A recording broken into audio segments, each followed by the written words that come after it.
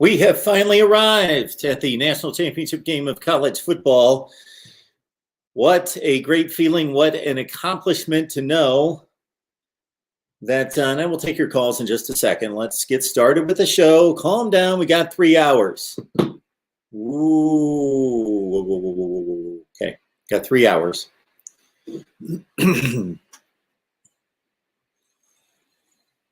So where was I before I was rudely interrupted? No.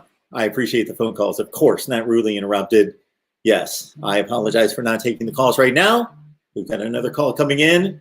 Again, let's back off on the phone calls for just a minute. Let me at least introduce the show. Okay, it's MarkRogersTV, the voice of college football. And yes, as I was stating, we have finally arrived. Finally arrived. What an accomplishment for these athletes, for these coaches, for everyone involved with college football to get us to a championship game that can be played during this pandemic year of 2020. We have finally arrived at a championship game, and it's the championship game that many predicted, or some predicted, and certainly myself. Go back into the archives and check it out. Alabama, Ohio State was my preseason prediction for the national championship game. So for the next 3 hours, we will be on here live with you previewing the national championship of college football. From every possible angle, we will tackle the national championship game. And I would certainly ask that I will probably send this out is what I need to do. And I should have done this prior to coming on live, but I didn't have much preparation time, but should have sent this link out to our many contributors that cover both Ohio State and Alabama to get their thoughts on the national championship game before we get to the 8 o'clock hour Eastern time, when the two teams will kick off about 15 to 20 minutes after the hour. I would, of course, point you toward the crawl at the bottom of the screen. Shop Amazon using the Amazon link that we provide in the description section of any of the videos. Shop Amazon, use that link. It's the same shopping experience. Doesn't cost you a penny. You help us build the channel. Also understand that we've got channels all over the place. We've got Miami, Notre Dame, Clemson. We've got Florida State. We've got Ohio State, Michigan, Nebraska. The SEC, Texas, Oregon, USC. I might be missing a few. That should just about cover it. 12 total channels, including the main channel right here. We would ask that you would either subscribe to another one of the channels because that's your favorite team or you're interested in that program and the content we provide there, or you just want to help us build out. And especially those channels that are less than 1,000 subscribers, we would ask that you would subscribe there to help us build up the inventory there to get us to 1,000 subs, because that is key here at YouTube. Of course, Alabama and Ohio State have met 4 times on the football field since 1978, 4 times in history. All those games have come since 1978, very reminiscent of the Ohio State-Clemson series, in which they had never met in football until 1978. And then, of course, that series started in 1978 as well, the 1978 Gator Bowl. So 1 year after Ohio State played Alabama its first time in the 77 season, 78 Sugar Bowl. Then the very next season, the 78 season, culminated with a Clemson-Ohio State Gator Bowl. And the two teams, Alabama and Ohio State, have met 4 times. The Buckeyes have won the most recent meeting after Alabama won the first 3. I have seen all 4 games. And yes, I will now honor your phone calls here at MarkRogersTV, the voice of college football. Here we go. Let's get started for 3 hours of pregame.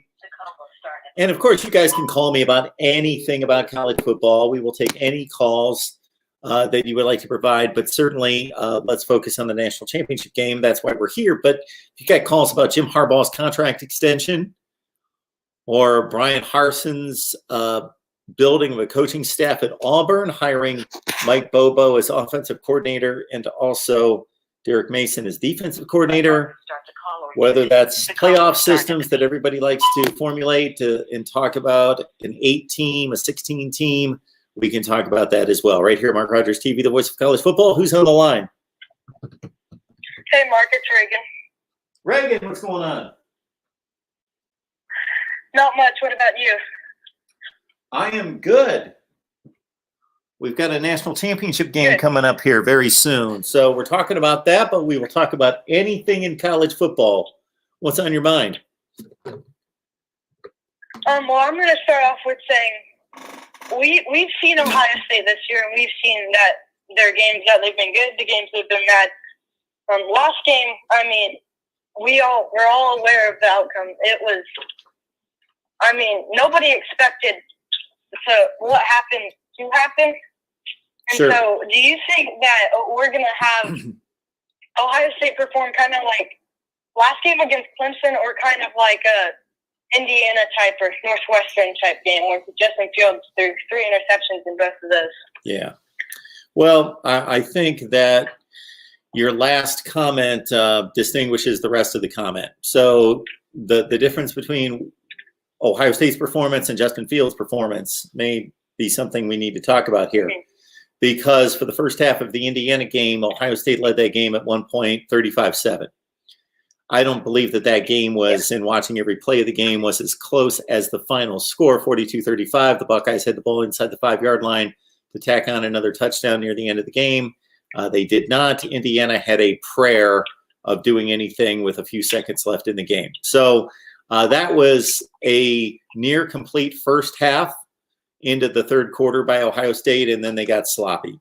And to Indiana's credit, they came back. The Northwestern game was an Ohio State second half performance. They trailed, I believe the score was 10-6 at half. They beat Northwestern 16-0 after that. So they were trailing at one point in the game 10-3. They won 22-10.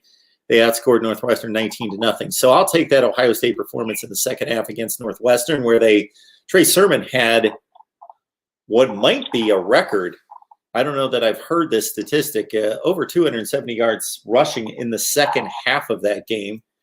And Ohio State's defense was lights out. And again, I believe Northwestern is lightly regarded and shouldn't be. They've got one of the best defenses in the country and one of the best coaches in all of college football. So Ohio State's done it in spurts in the past. The rest of the season, I just don't believe was much of a challenge for them. So they didn't have that urgency to put it together.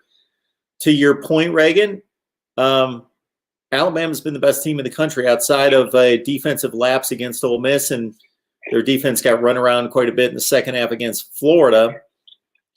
They've been the best team in the country. Yes, Ohio State is capable of playing at the same level that they did against Clemson. Is it likely? That's about as good as they can play, I think. Is it likely? No, it's not likely, but I expect them to play near that capability. Maybe not quite on all cylinders like we saw, but close to it. Yeah, I agree with you on that. I mean, like I said earlier, Ohio State, we've seen the goods and the bads from them. So it's going to come down to right now. I think it will be a close game, but I think Alabama will come away with the win.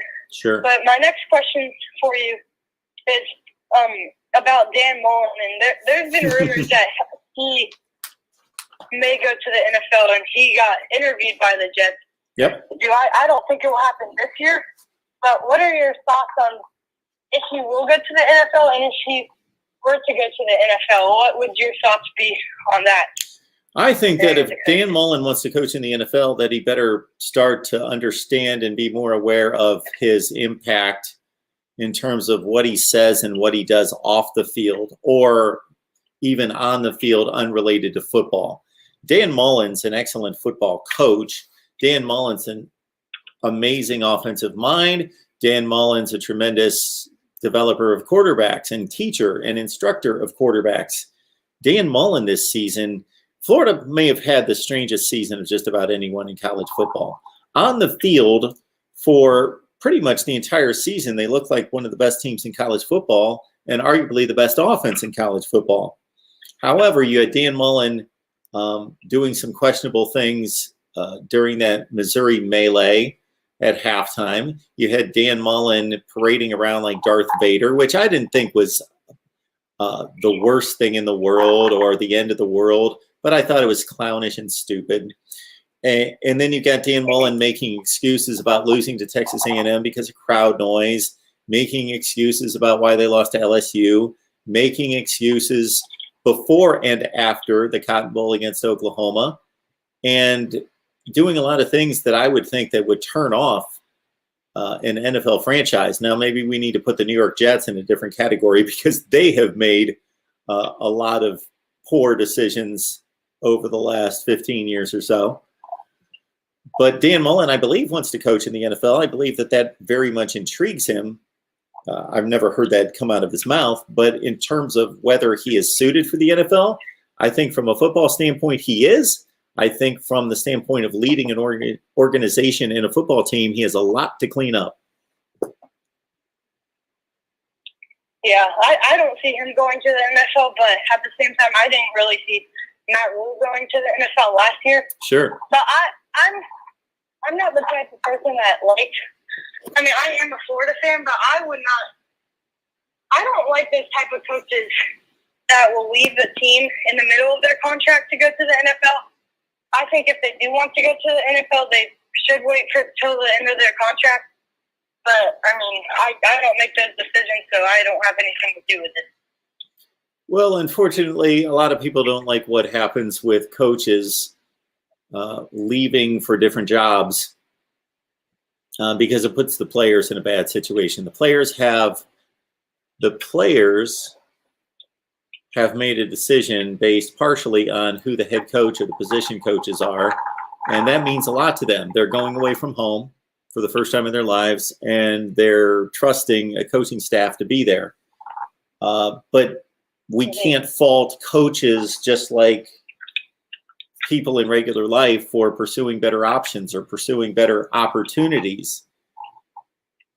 And so that's what's going on here, or could be. And it's just that the whole timing of the end of the season works in a way in which it's pretty unavoidable.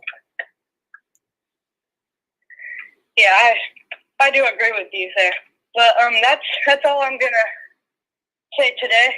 Thank you for letting me call in, and have a good day. Appreciate that, Reagan. Have a good one. All right, folks. Mark Rogers TV, the voice of college football, taking your calls. I will post the number here in just a second, as I see that 11YP East Central's on the line, and so is Rick. And Snake Spence, good to see you. Go Bucks, go Browns. Obviously elated about the first win in postseason play for the Brownies last night, going back to 1994. First road win for the Cleveland Browns in the playoffs since 1969. Clint Eastwood's here. Good to see Clint taking a break from directing films, possibly. Shane, Buckeye fan, NCIS Fanatic 21. One of our faves, going way, way back. I believe that NCIS Fanatic 21 is one of my very staunch supporters, always here for us, talking football, and probably either he or Navy Thomas would be the oldest or the longest running subscriber who still interacts here. All right, we got Shane. Ohio State will start the demolition of Bama. Miami will finish it off next year. I'm kidding about Miami, but you never know. Ohio State wins tonight. Fields gets the MVP and #2 pick. Alabama football news and rumors. Tide Talk. What's the call-in number? So let's get that posted. 860-325-3687. It is coming up right there on the bottom of the crawl. 860-325-3687 for the call-in line. I want to remind everyone out there that we are building a college football network here, building a channel here like no other. Best discussion, debate, and analysis. That's our mission. That's our aim. That's our goal. And keep in mind that this will succeed based on your individual contributions and also sponsorships. So if you have contact with somebody who could sponsor the show, or you yourself and your business could sponsor, whether it be the call-in show, the Florida State show, the Ohio State show, the Miami show, or another show you would like. People are constantly suggesting new shows for me, and I would love to start another team-specific show if you could bring it to me sponsored. So if you've got contact with the sponsor, or you yourself and your business would like to sponsor Mark Rogers TV, the voice of college football, in any way, shape, or form, please contact me at MarkRogersTV@gmail. MarkRogersTV@gmail. That's easy to remember.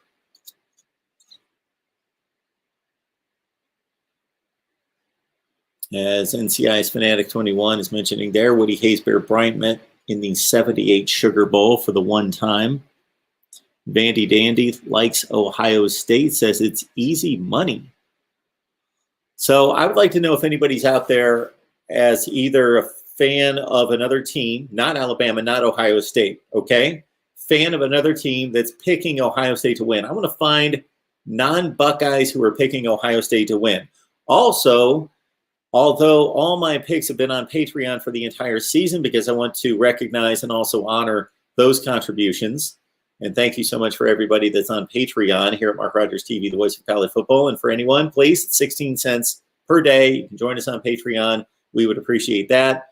And always want your contributions in terms of your recommendations, your requests, your input over there on Patreon. But I mention that because I have made my predictions for the college football season exclusive on Patreon until tonight. With this particular game, I will announce my prediction, which I have not decided. I'm sitting here right now at 4:30 Eastern time. I've not made a prediction on the game.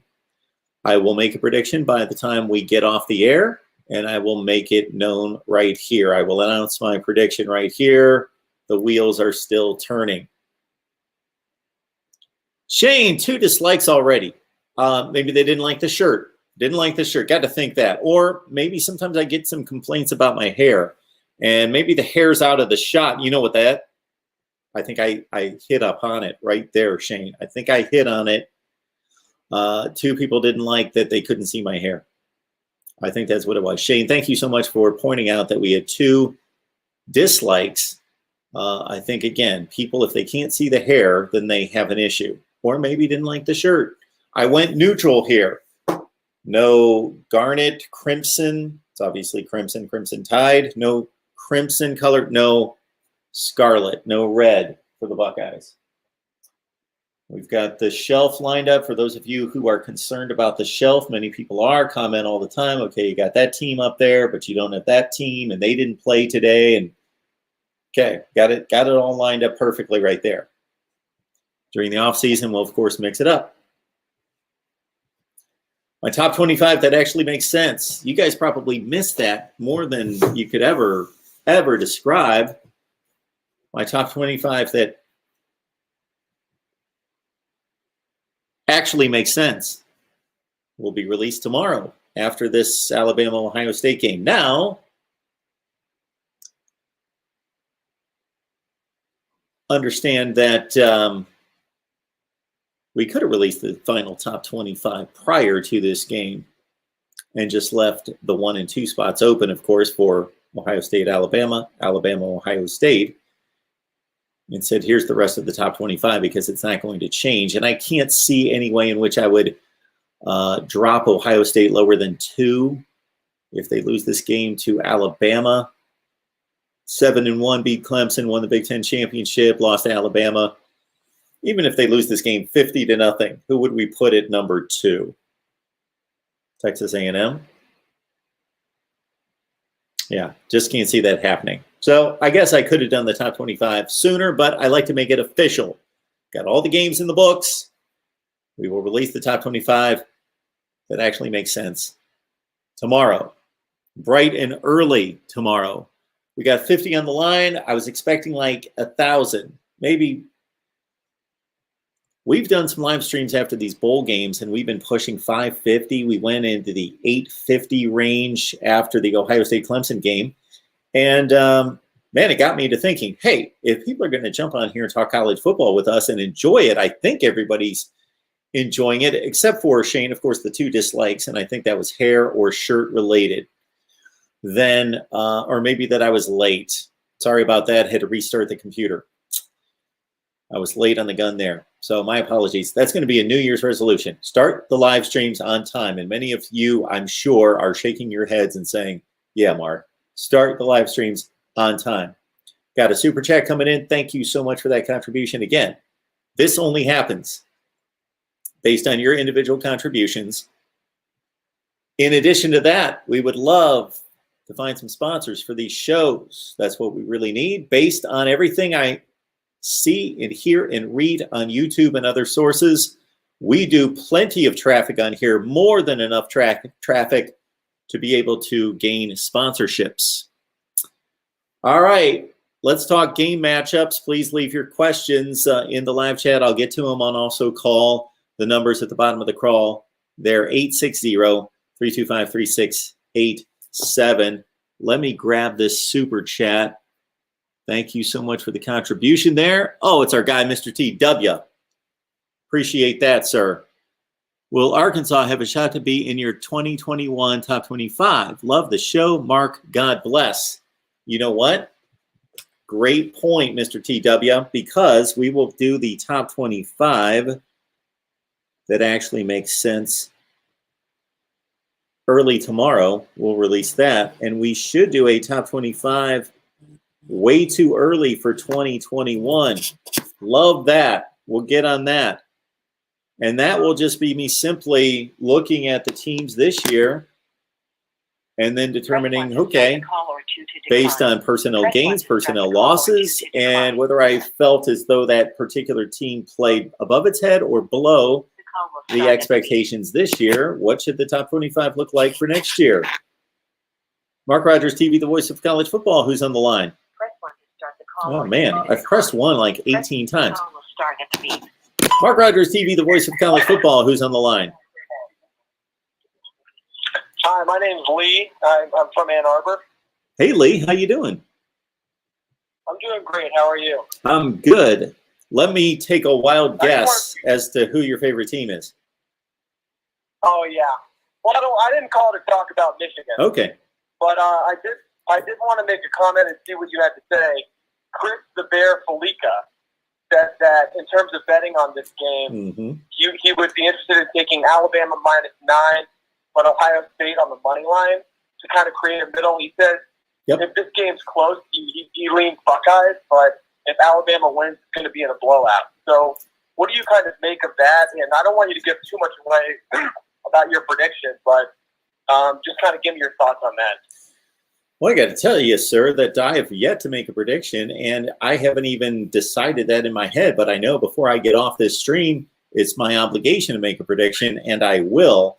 I understand when people say that because you'll hear that from time to time. Somebody will say, well, if this team wins, it's going to be a blowout. If that team wins, it could be close.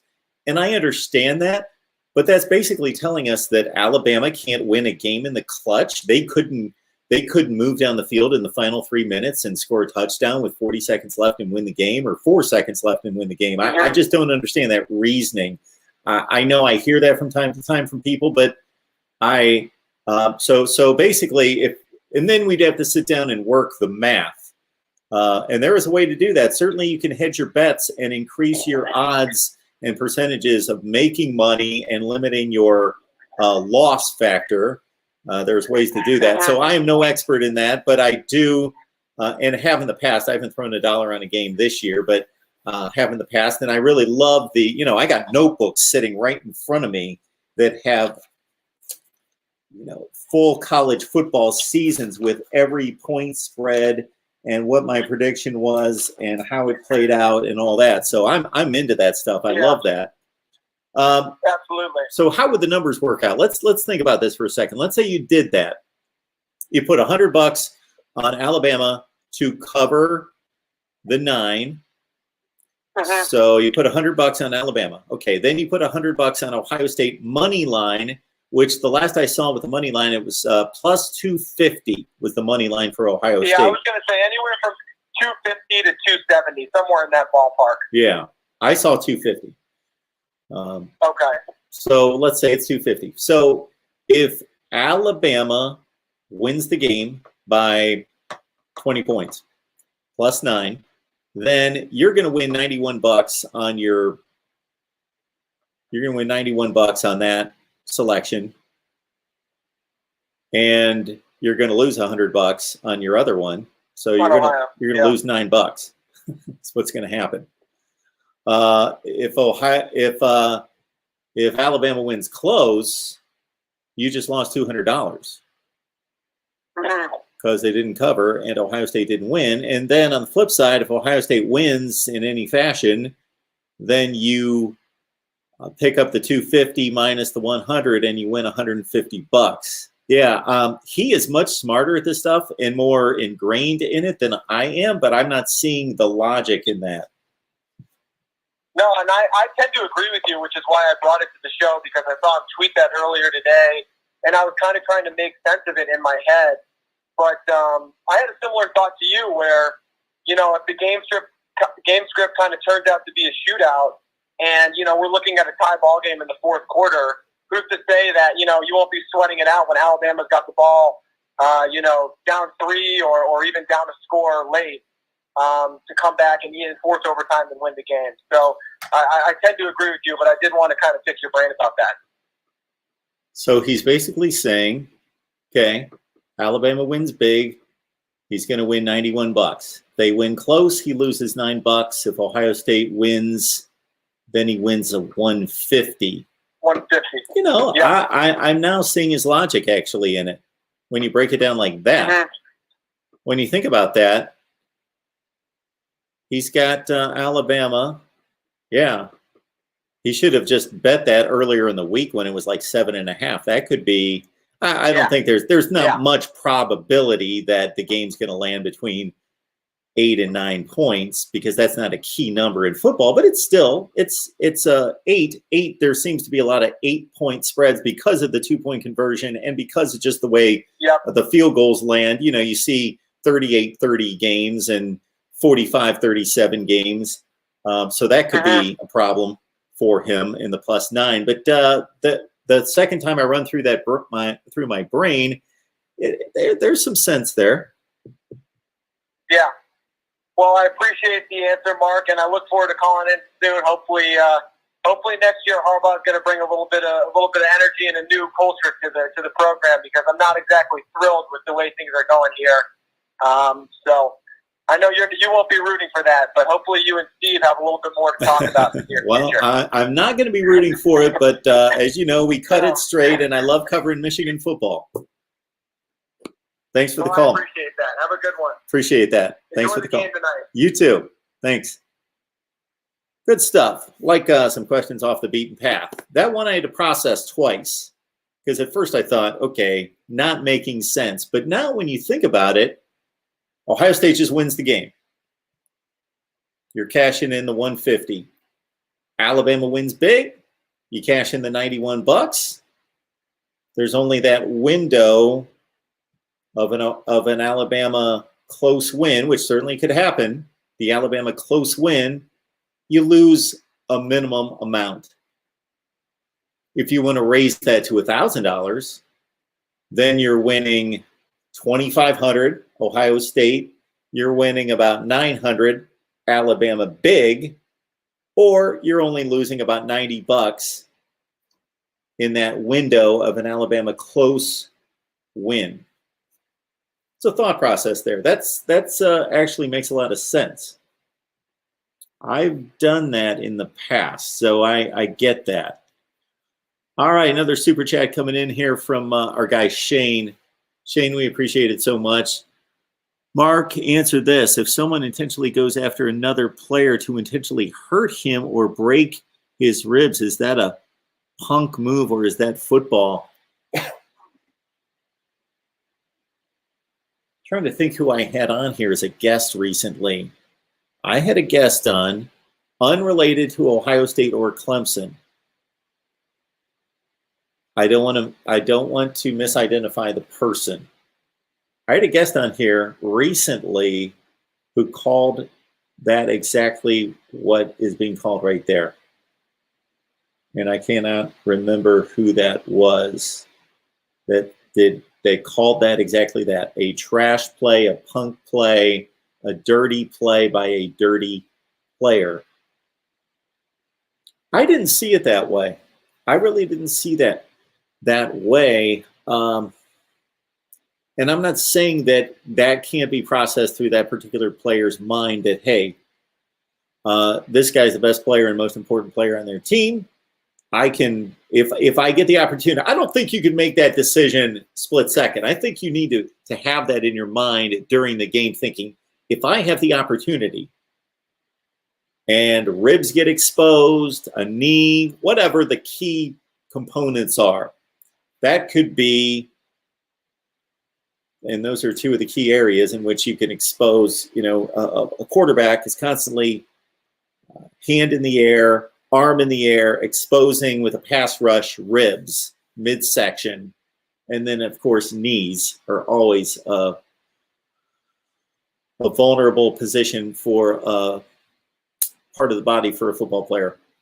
That I could see where that's possible, but I just don't like to go there in regards to speculation about what a person is thinking, unless it's just on their record over and over and over and over and over and over and over and over and over. And if somebody could bring to me evidence that James Skalski has done that consistently, then we're looking at something.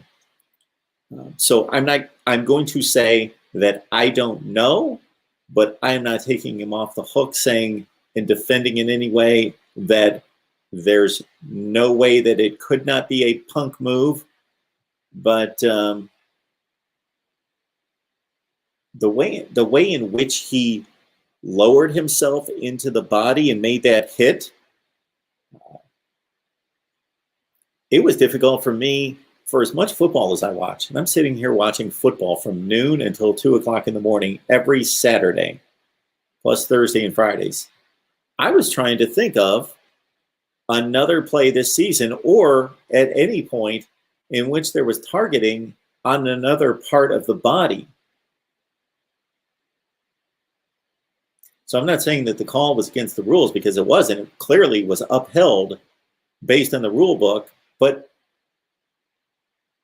there is more targeting out there, and there's more lowering of the helmet and going into a player's body from top to bottom than we really recognize or gets called. It's tough to lower your body. It's difficult to lower your body as a defender and break down, meaning bending your knees and your torso and thrust yourself into another human being, the other player, without making some kind of headgear contact. That's why we get more and more targeting calls, because it's being scrutinized more and more. So Shane, I'm going to say that I am not prepared to say that is a punk move, but I am saying that that person has, in some regions, from some sources, a reputation as a dirty player. And I am not saying that they couldn't have had a premeditated thought to say, if I get that opportunity, I'm going to take a shot to try to get somebody out of the game. Hopefully that answers your question. Nate believes Alabama's going to win, but once Ohio State. George is here. The Gators are practicing throwing the shoe through the uprights now, getting ready for next year. If you're going to throw a shoe, if you're going to throw any object, do it big. Do it to the best of your ability. Lane Kiffin threw a clipboard into the stands. That's a pretty good heave of a clipboard. There's not a whole lot of weight there. There's some. It's going to cut through the wind. But Lane Kiffin made it from the front of the sideline right to the edge of the field all the way back into the stands. That's a good 20-yard chuck or more. Doug is saying part of Harbaugh's extension included lottery tickets, same as his other incentives. Tack on some lottery tickets. It's like Christmas time, birthday time. Throw him some lottery tickets. Coconut Cane believes Alabama is going to roll. Cheryl says talk football. She's not talking to me. Maybe we've got some other stuff going on there in the live chat.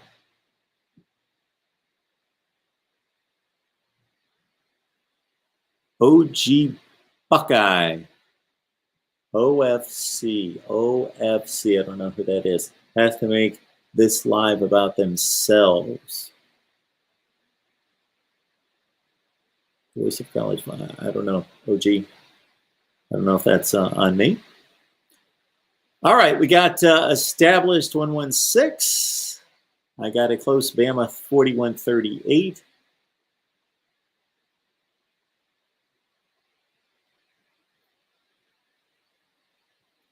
George likes the Tide. Okay, we've got an issue in here in the live stream that I hope got cleared up. Trash talk all you want. Trash talk about football. Please, let's trash talk about football and not other things. Nate's here. Good to see you, Nate.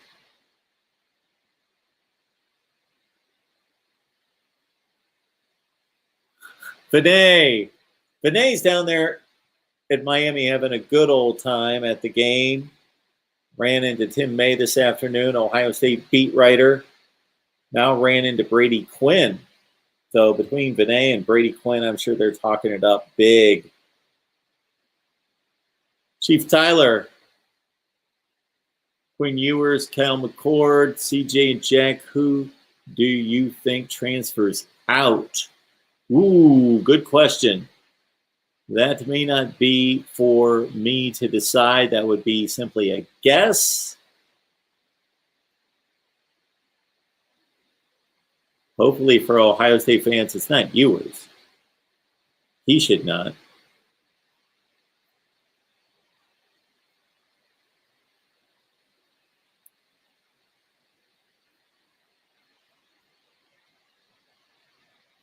Jordan likes the live chat so far.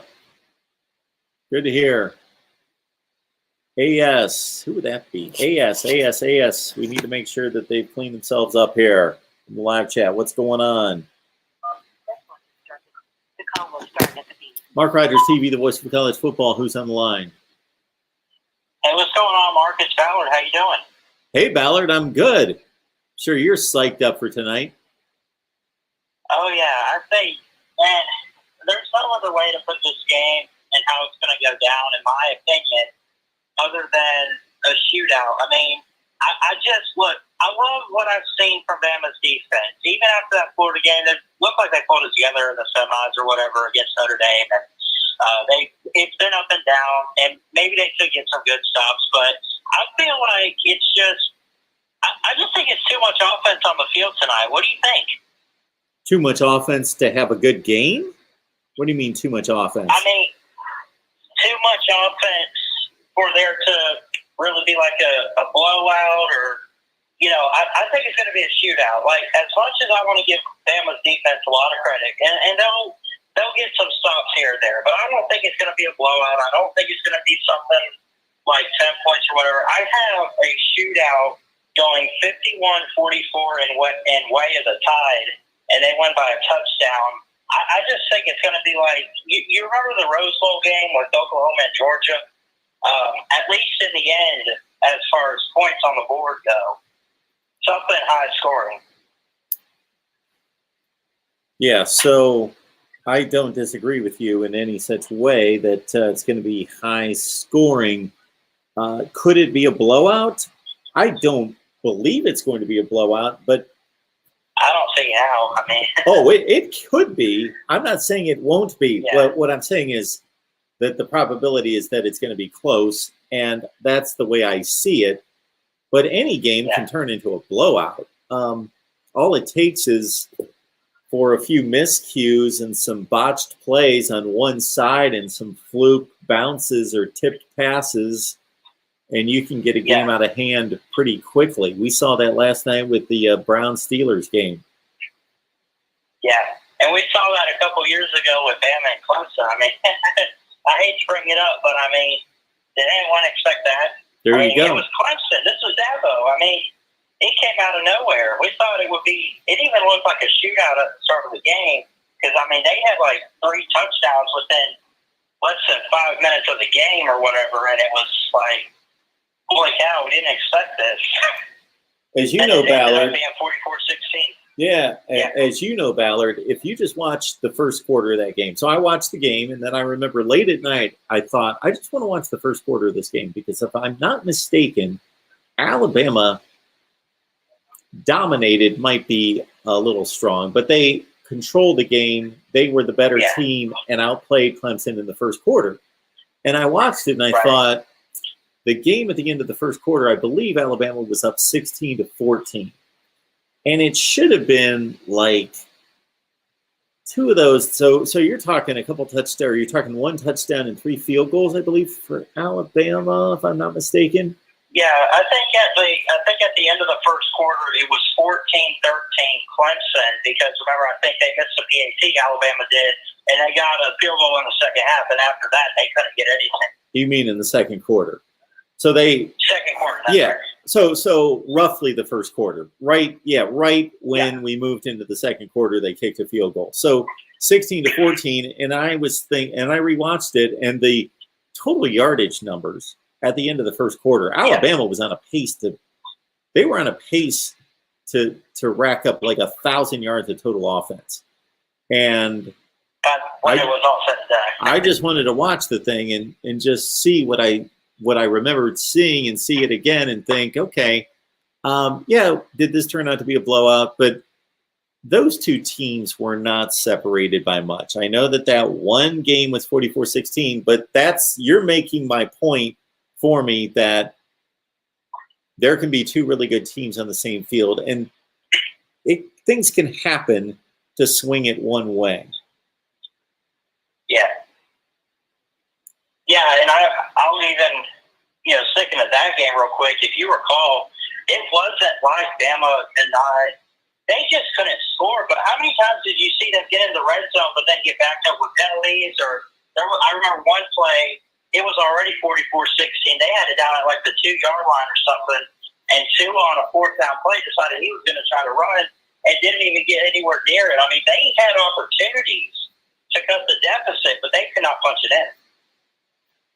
So, I mean, it wasn't like it was completely, we can't even get past midfield or anything like that. I mean, they got in the red zone and controlled, like, field position, but they just, I don't know. But I don't think it's going to be like that tonight. And it's not, if it is somewhat of a blowout, it's not going to be by a whole lot. I mean, I could see, like, Ohio State or Bama winning by, like, maybe 2 touchdowns or something like that. But I really think it's just too much offense on the field tonight that maybe Bama's defense can't keep up, and the same for Ohio State.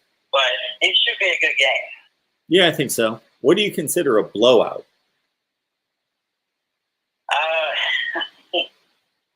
Probably somewhere between like 17 plus points or so.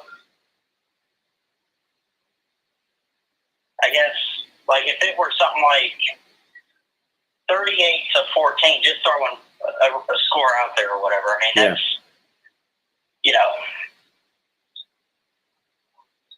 maybe that's kind of a blowout. I don't know.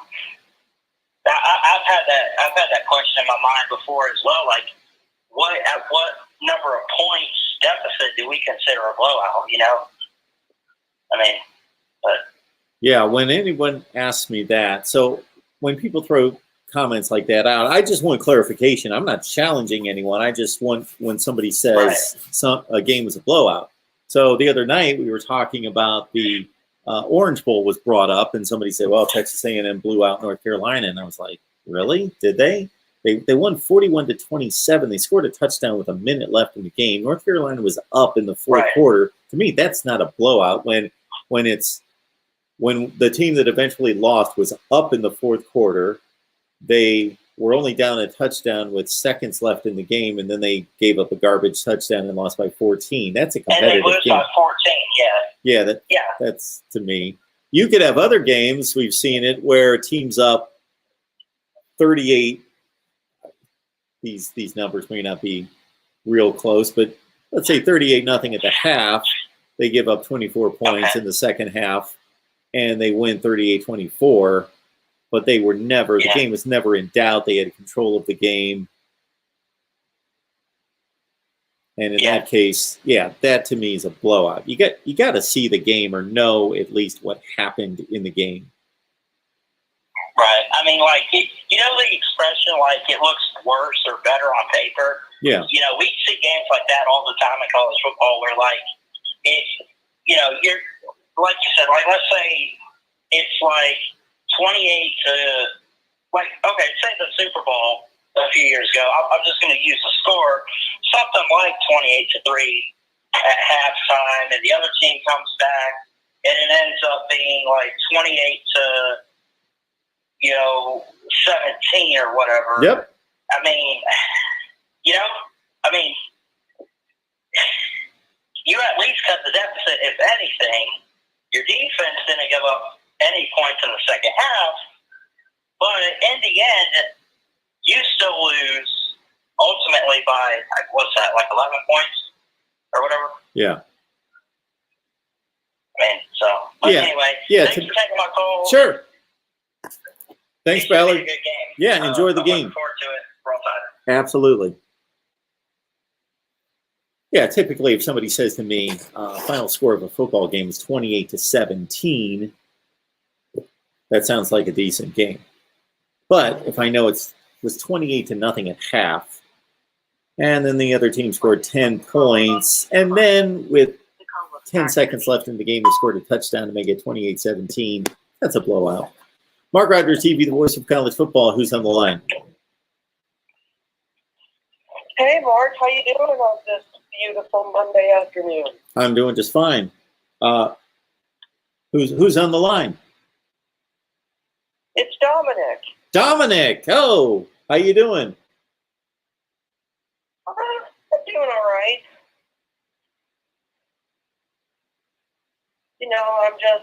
I'm just pretty excited for this national championship game. How about you? I will tend to get a little more excited closer to game time, but I'm certainly excited to talk to everyone here. All right. Well, let's see. I want to get to Alabama's defense. I mean, I know their defense has been running well, but do you think they can hold off Ohio State if they're trying to score any touchdowns in that game, Mark? Can they hold Ohio State off from scoring any touchdowns? Yeah. I'm guessing Ohio State's going to score about 5 touchdowns, maybe 6. I would think right now that that any Alabama fan or person that knows football would feel pretty confident about an Alabama win if they can hold Ohio State to 4 or less touchdowns. Something in that range. Yeah.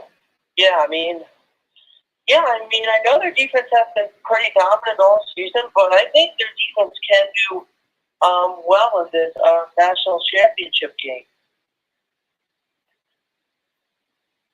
Okay, they could.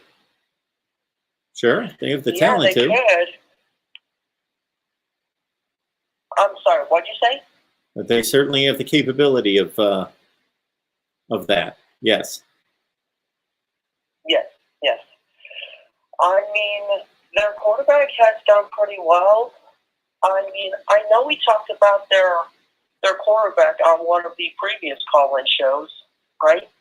Oh, we've talked about their quarterback all season. We've been talking about their quarterback for, I would guess, 3 years we've been talking about their quarterback. Way before he ever stepped on the field, we were talking about Mac Jones and talking about his high school playing days, and we're all over Alabama football. Yeah, I mean, I know I haven't watched college football a lot this season, but next season I will definitely watch a lot more of college football next season. So Dominic, so you don't watch much college football, and you're calling in here just about every day, which I certainly appreciate, and you're welcome to call anytime. I'm just curious about that, how that goes together. What, with what I just said just now? Yeah, normally people that don't watch much college football, those people don't call in college football call-in shows. Oh. It usually doesn't go hand in hand. I might be completely crazy here. I don't know. People could maybe correct me in the live chat if I'm missing something.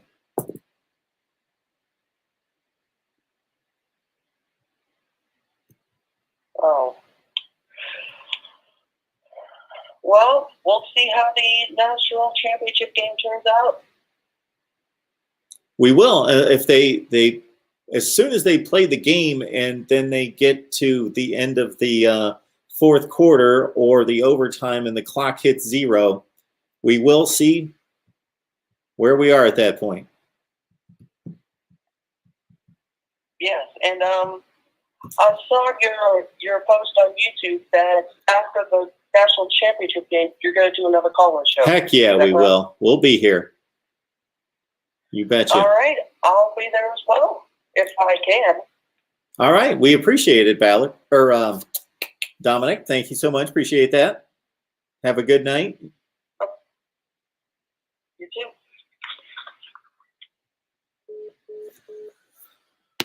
I've completely missed on all of this. I have been just completely mistaken. I don't know where my brain's been. I've always, I don't know, maybe it's just me. I always had the thought that people that call in sports talk shows, that they watched sports and then they call in to talk about sports. I didn't think that they were completely disinterested in sports, but they figured, as a change of pace, I'm going to call in a sports call-in show. It's an interesting approach. It hadn't really struck me. So I'm trying to think of what I could be like the least interested in life, and then I'm going to look up some call-in shows, and I'm probably going to call them. Is what I'm going to do. I think I'm going to work on that. So, do we have any call-in shows about rap music? Maybe I'll call those in. Maybe needlepoint. I'll call that. Yeah. All right. Alabama wins 49-21 according to William Douglas. Steve Miller-esque pick 6. Dropping that DN into coverage. Yeah, Steve Miller had one against Alabama in 2014. And who was it? Shoot, I can't remember his name, against Arkansas at the Sugar Bowl in 2010, 4 years earlier. Oh, my goodness, can't remember his name. Played some, or was, yeah.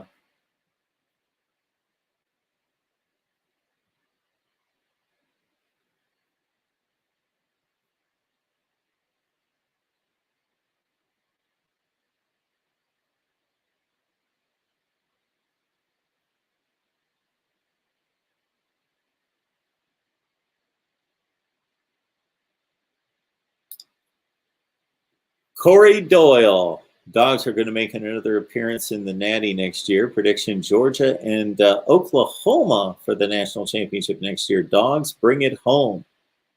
Okay? Well, prediction for next year. Navy Thomas has checked his programming schedule. Game championship only on ESPN, not watching it.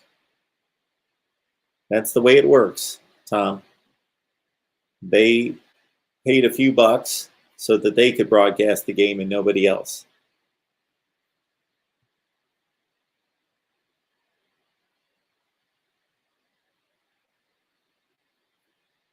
AVI is telling us that Alabama did not hold Notre Dame to even one 3-and-out. Really? Okay.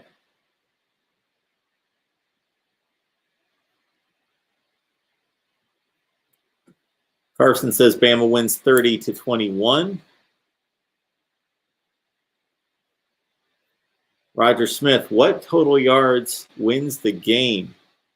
Plus 500. So I'm not understanding the prop bet because what's the number? What do you have to? So plus 500 is the money line. How close do you have to come to the yardage total? I'm going to say the total yardage for the winning team. I'm going to say the total yardage for each team is going to be in the, I think, going to be in the low 500 range.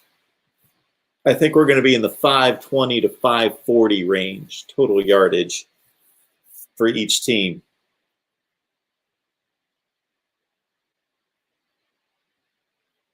College football frenzy. Still can't figure out why people think Bama wins by 4 scores or more when Ohio State won by 21. William says that the only way it's going to stay close is for Fields to play great. If he is hurt or doesn't put another spectacular game in, Alabama will annihilate Ohio State.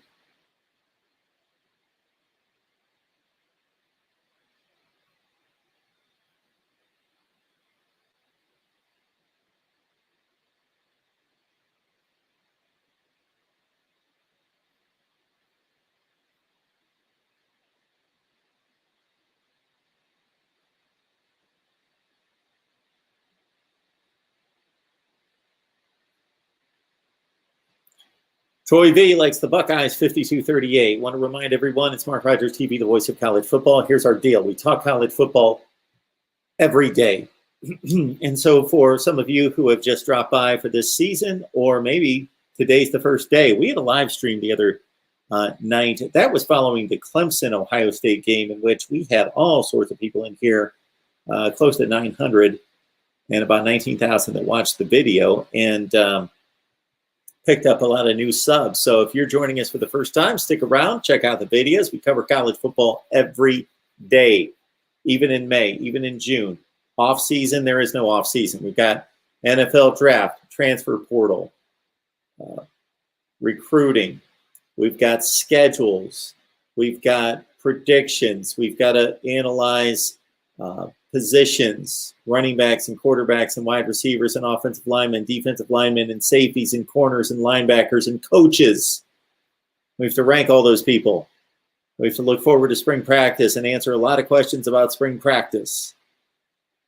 We've got a lot to take care of. We've got to go the historical route and reset national championships that have been incorrectly awarded and recognized in the past. We've got a whole lot to do here.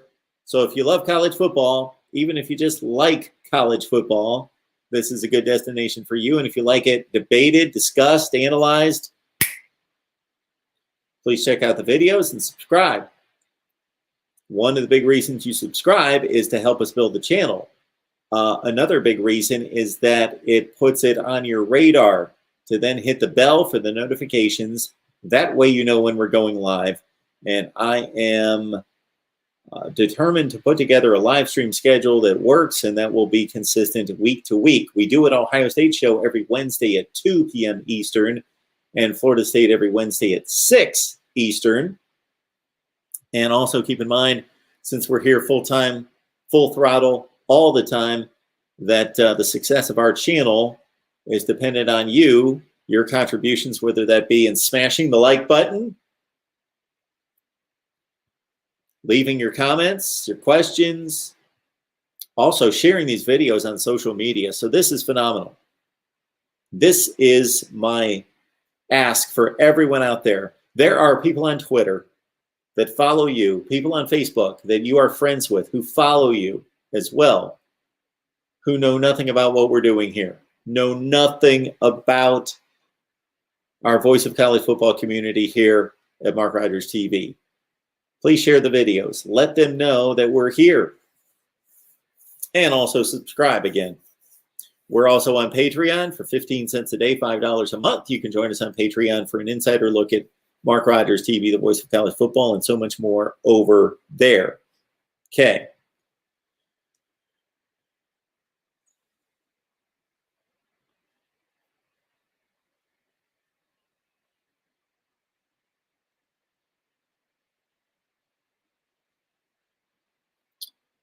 Nate, imagine if my Irish win it all next year with our awesome, I guess that is, defensive coordinator, and our true freshman 4-star goes off next year. That's a lot to ask.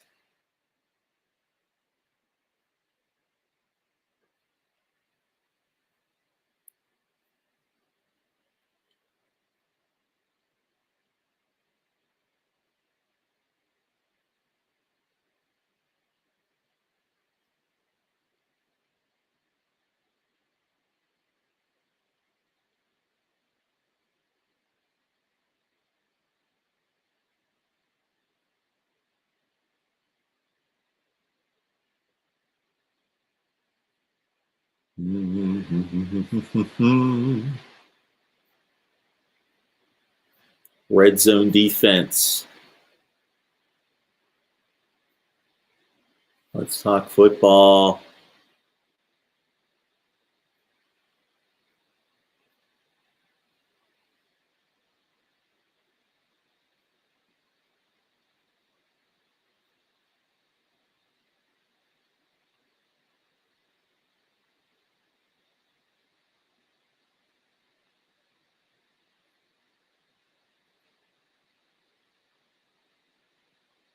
College football frenzy. I honestly love that Ohio State is a big underdog, though. We all know how they actually or usually do when stuff like this happens. Ohio State has played the underdog role extremely well under Urban Meyer and now Ryan Day. I believe Urban Meyer was 6-0 as an underdog. And most of those, as you might imagine, were huge games because if you're an underdog, and you're at the status of Ohio State, that means that you're playing a huge game. As there's only going to be a couple teams in the country that are going to be favored over you. And that's what happened to the Buckeyes under Urban Meyer, and they pulled through 6 consecutive games. Now, Ryan Day has been an underdog, I believe, against Clemson last year, and then Clemson this year, and they pulled through, of course, with a big win against the Tigers last week. Mark Rogers TV, the Voice of College Football. Who's on the line? Hey, this is Clark from Georgia again. I've been tuned in for a little bit now, and I saw that you have the call now on. I wanted to run something by you today. So as it's looking, Jalen Waddle's probably going to be playing tonight. Yep. If he's roughly 75-80% of what he normally is, which is that's what I'm assuming he's probably going to be. What role exactly do you think he's going to play tonight? 'Cause, I mean, I've heard a lot of people say that. It's really kind of hit or miss. He's either going to be back to his old self, or he's going to be used as a decoy. Yeah.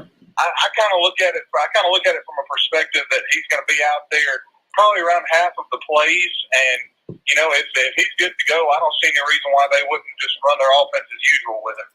Well, I think he has to be extremely high on the percentage list for them to throw him out there. I don't think that if he was.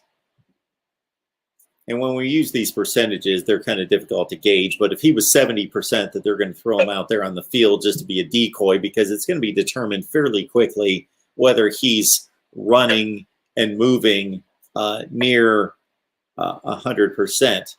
But even if he is close to 100%, they may not necessarily make him a focal part of the game plan. But I think that you don't necessarily have to use him as a decoy. And when I say decoy, I mean that there are plays designed in which it's disguised to show that he is probably going to be featured in the play. They fake it to him, they isolate him, something like that. But just using him, just having him on the field draws the attention of the defense and helps out the other receivers. Oh, and honestly, that brings me to my next point. I think you're going to be looking at John Mechie as being one of the key factors in tonight's game. I can easily see him having 6 or 7 catches, and I know that's kind of high compared to the kind of production he's had the rest of the year. But I think there's going to be probably 3 or 4 plays where he's running free. Well, hopefully for Ohio State, it's not 3 or 4 plays where he's running free, because that could be a big issue. Well, I mean, if you notice games like against Texas A&M and Georgia, like Mechie's usually the guy, especially early on, that Mac Jones kind of reads pre-snap that's in a one-on-one coverage on the outside, and more times than not, he's been able to take advantage of it. And I mean, if Jalen Waddle's on the field, I don't see any reason why that wouldn't open up at least a couple opportunities early on. Very true. Very true. But hey, I appreciate you taking my call, and hey, 45-31 still stands, brother. Okay. And roll Tide. Sounds good. Appreciate the call. See you. Got Bama fans saying 45-31. That score was in my head earlier as well. I was rolling that one around and threw that one out as that being the type of game that I could see. I actually think that was the game or the score that I predicted in the SEC championship game.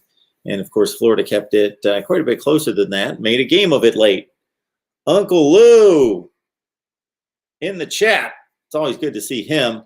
Can you make a 2-hour video? And people always want 2-hour videos out of me, where you explain how you do your top 25. I actually was going to do a complete series on that. We should do a complete series on that. I think it's going to be a 7-part series on the top 25 that actually makes sense. And after we get to that point, then we'll actually have sensible people out there. MarkRogersTV, the voice of college football, who's on the line? Hey, Mark, Jim, it's Ron. How are you, my man? Hey, there he is. What's going on? I'm sitting in on my daughter's in the 8th grade. I'm sitting in the line in front of the school and waiting to pick her up and take her to her dance. She's got dance practice. I remember those days. Yeah, she loves dance. She tries out for the drill team for high school in March, so that's a big deal coming up. Very cool. But, I also was calling to let you know that I don't really listen to rap music, but I do have a great college show I call into every 2 or 3 days. So if you want me to give it to you, I can send you a private message. Would love that. I'm looking for some subjects that I have no interest in that I can call into the call-in show. I don't really add much. I'm kind of the guy that I go with him again. He doesn't really listen, but that was funny. I don't. You're right. I don't understand. That was a funny thing that person said that. He said he can call it once a week, but you don't watch it much. Once a week. Anyway, they're calling every day. He calls like every day. Yes. Yes, absolutely. I don't know why in the world you would call into a college football every day if you don't even watch it much. I don't know. I was going to ask you, what do you think about Sarkisian? And do you think that because of all the things he can, he's been an offensive coordinator for Bama and NFL, that put Texas back into the Ewers sweepstakes? Oh, sure it does. I believe that it does. I would think that gives them a little. He's going to go after him hard until he signs. That kid is definitely one of the. The numbers he put up last year as a sophomore and this year are incredible. I would think that would give them back. I still think, of course, all the other teams that have come after, but I think that would give Texas a chance again, just because of that. What he's done. He had 3 guys in the top 5 in the Heisman. Well, that makes total sense what you're talking about right there, that with his offensive track record, that it could bring Ewers back into the fold. Now, of course, when we say all this and may have these conversations, we don't know the people involved personally to know what they're thinking, but it makes sense, sure. Yeah, and he could say, oh, you already decommitted, but new coach. I mean, it was, of course, Texas fans would sure, but I think there's a lot more chance of that stuff happening, even just in the environment, because the kids don't really get to go to campus. They don't really get to see the coaches. It's all virtual. It's a lot different now. They're not getting the. I think that's why it's harder to close these guys some, because they're not getting that. Frankly, the good old boy, bring them in for the weekend and wine them and dine and stuff that we all know goes on. Yeah. They're not getting that, so these kids are kind of, they're not really sure. And, I mean, we had 2 top 10 players that everybody said was going to OU, and one went to Clemson, and one went to Alabama. And I think it's somewhat, we didn't have those chances to try to close him harder. That might have given us a better chance. The kid at Clemson didn't make any. Tristan kid was weird. He signed with Clemson, and before even telling anybody, which I don't know why he would do that. He signed with them before he even did his little "I'm going here." But that's very odd. I don't know why he did that. Anyway, I just think it's a lot different. But anyway, I think if Ohio State can play like they did last week, they've got a really good chance. I picked Bama 37-30 just because I trust Bama a little more consistently throughout the year. They look better. Yeah. Ohio State, they're up and down. I mean, they found a way to win, but they were, and I don't know if they had so much riding on Clemson. They were really focused. Granted, they've had issues where they didn't have guys. COVID, I think they have most of their guys back. That may have helped, but they can play like Fields, and he's not hurt. And I think they can win the game just because they're just as good all around. What I've seen, I trust them a little bit more. Sure. That's why I picked 37, but I definitely could see Ohio State could be a pretty good game, I think. And Sooner throwing not just the players, trusting the players, but trusting the coaching staff. And how many times has Nick Saban and one of his staffs, I'm not saying these particular guys because that staff is rotating all the time, but he and his staff, how many times have they been through this? 2015, 16, 17, 18, this is the 5th time they've been through this, having to play a playoff game, turn around 10 days later, play another huge game, where Ryan Day is experiencing this for the first time. Right. Very true. And, it's amazing when you just think about it. Since 2003, this is like his 10th national title game, and if he wins, it'll be 7. If he loses, it's still 6. It's unbelievable. Yeah. Oh, I really want Ohio State. Nick, I'm not a big fan of it. Also, his daughter's an idiot. But she, I don't know if you something said. Sure. That was stupid. But she even, 10 years ago, she beat up one of her sorority sisters and got sued by her. That's the thing that went on. Like, they came home and she beat the crap out of her own sorority sister. Okay. Oh, she was at. Hey, look it up on Google. It's there. Interesting. All right. Well. It was like, anyway. All right, man. Well, just wanted to touch base, talk a little bit about the game, and should be a good one. And I want Ohio State to win. I hope they do. I'd rather see them win. I know you do. We'll see if I can pull it out. Thanks, Sooner Thron. Appreciate it. Have a good one, my man. Yeah, you too. Enjoy the game. Bye.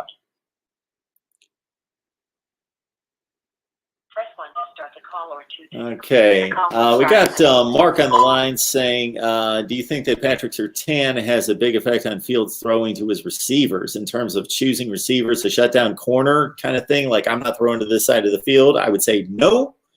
I would say the coaches, I think, are processing that more in terms of setting up matchups that they favor rather than them programming Justin Fields to be concerned or thinking about that. Justin Fields, I don't think, can have the time or the wherewithal in the moment to be processing that and thinking, I'm not going to completely shut down a portion of the field to him and his options. I don't think that's a good way to go. I think the coaching staff needs to figure that out, call the right plays, and get the right personnel in the right formations to steer away from Surtain. Mark Rogers TV, the voice of college football. Who's on the line? Hello? Okay. All right. We're going till 7 o'clock Eastern time, right around that time, when we're going to do a little dinner here before the big game. Okay. Good to see everyone on the line. And I'll take more calls at 860-325-3687. Of course, with all of you. Let's see. Vandy Dandies, loving that Hawaii game on the road. Hopefully you get a chance to go out there and enjoy the sun and the surf. And, 2023. Okay. I think you're going to be in the clear for that game. I thought that was 2021. Hopefully we're in the stands and people are enjoying college football at a normal pace here this fall. Mark Rogers TV, the voice of college football. Who's on the line? Hey, Mark, how's it going tonight? It's Brian. Hey, Brian. I'm good. How are you? Good. First time I'm calling you, so thanks for taking my call. Absolutely. I just wanted to. I'm an OSU fan, but I actually like Bama. If I had to pick two teams, out of all the teams in TFC, OSU and then Bama would be my two favorite teams, actually. Just because I think they're really kind of similar teams, and also they've been around the block. So anyway, but with that said, I think I can hardly watch the national media because all this sort of worshipping of Bama it's really out there. Like it's usually pretty bad, but it seems really bad this year. And I don't know. I just don't think this is like their best team ever. What do you think? So the national coverage of the game, the national coverage of college football in general, in what way? Just basically saying Bama is a great team? Yeah, it just seems like the guys on the national coverage, like when you watch ESPN, College Football Live and that kind of thing, they're really, really high on Bama this year. Like, and I don't know, it's just annoying watching as an OSU fan. Just basically the entire coverage from wall to wall is just how great Bama is, and basically how we have no chance against them unless we played perfect, or Justin Fields is 100% healthy, or he does this. It seems like we have to be some sort of miracle on our side in order for us to beat Bama this year, which is really annoying. I just find it really annoying. To your point, I heard Michael Wilbon on PTI the other day, and he gets a little fired up and he'll start screaming occasionally. And he was kind of shouting at Ohio State fans that felt as though that they had a chance in this game, and made some kind of comment that too many Ohio State fans are alluding to the 2014 game, and they don't understand that you're a big underdog this time. And I'm like, hey, buddy, let's be educated on the situation here before we make stupid comments. And the stupid comment was, at the time, Ohio State was a 7.5-point underdog in this game. They were a 10-point underdog the last time they played. So he was setting it up as that game was like this pick'em game, and that Ohio State now is this huge underdog, and Ohio State fans aren't realizing that they're such a huge underdog, and that wasn't the case last time, when in fact they were a bigger underdog last time. So I just hate when people make comments in which they don't know what the hell they're talking about, and they don't, especially there's a lot of people, especially in the sports business, that cover other sports. They're covering the NFL, they're covering the NBA, they're all over the place, and they don't know a lot about any of them because they're trying to cover way too much. And it's not their fault, that's their position, but they should steer away from not talking about things that they don't know anything about. And so to go to your question directly, Alabama's been the best football team in the country, in my opinion, this season. And it didn't take them long to establish that. Their two basic hiccups this season have been defensive letdowns against Ole Miss and against Florida. Their defense did not look good against those two teams. Now, those two teams have torn up just about everybody they've played. I think the one concerning thing for them is that Florida doesn't run the ball. They have no ability to run the ball. They don't even try to run the ball. They've given up on the running game. They don't even try to run the ball. And Alabama still had so many issues against a one-dimensional offense with a quarterback who's not a running threat. So not, it's one thing when you've got a passing team where the quarterback is, Michael Vick or Cam Newton, and he can take off but when you've got a one-dimensional offense, for as good as they are throwing the football, one-dimensional offense that also has a quarterback who's, I don't want to call him immobile, but he's not a threat, and you get torn to shreds. And there were a lot of points in that game in which Florida had all sorts of opportunities to win that game. They intercepted a pass in the red zone and they fumbled it, which was idiotic. Yeah, they sure did. There were 4 instances in the first half in which Florida could have gotten off the field on third down, and they made stupid mental errors. Too many men on the field, offsides, those kind of penalties, not game action penalties, stupid mental errors. And they mismanaged the clock at the end of the first half as well, that allowed Alabama to get the ball right down the field and score with like 3 seconds left in the half.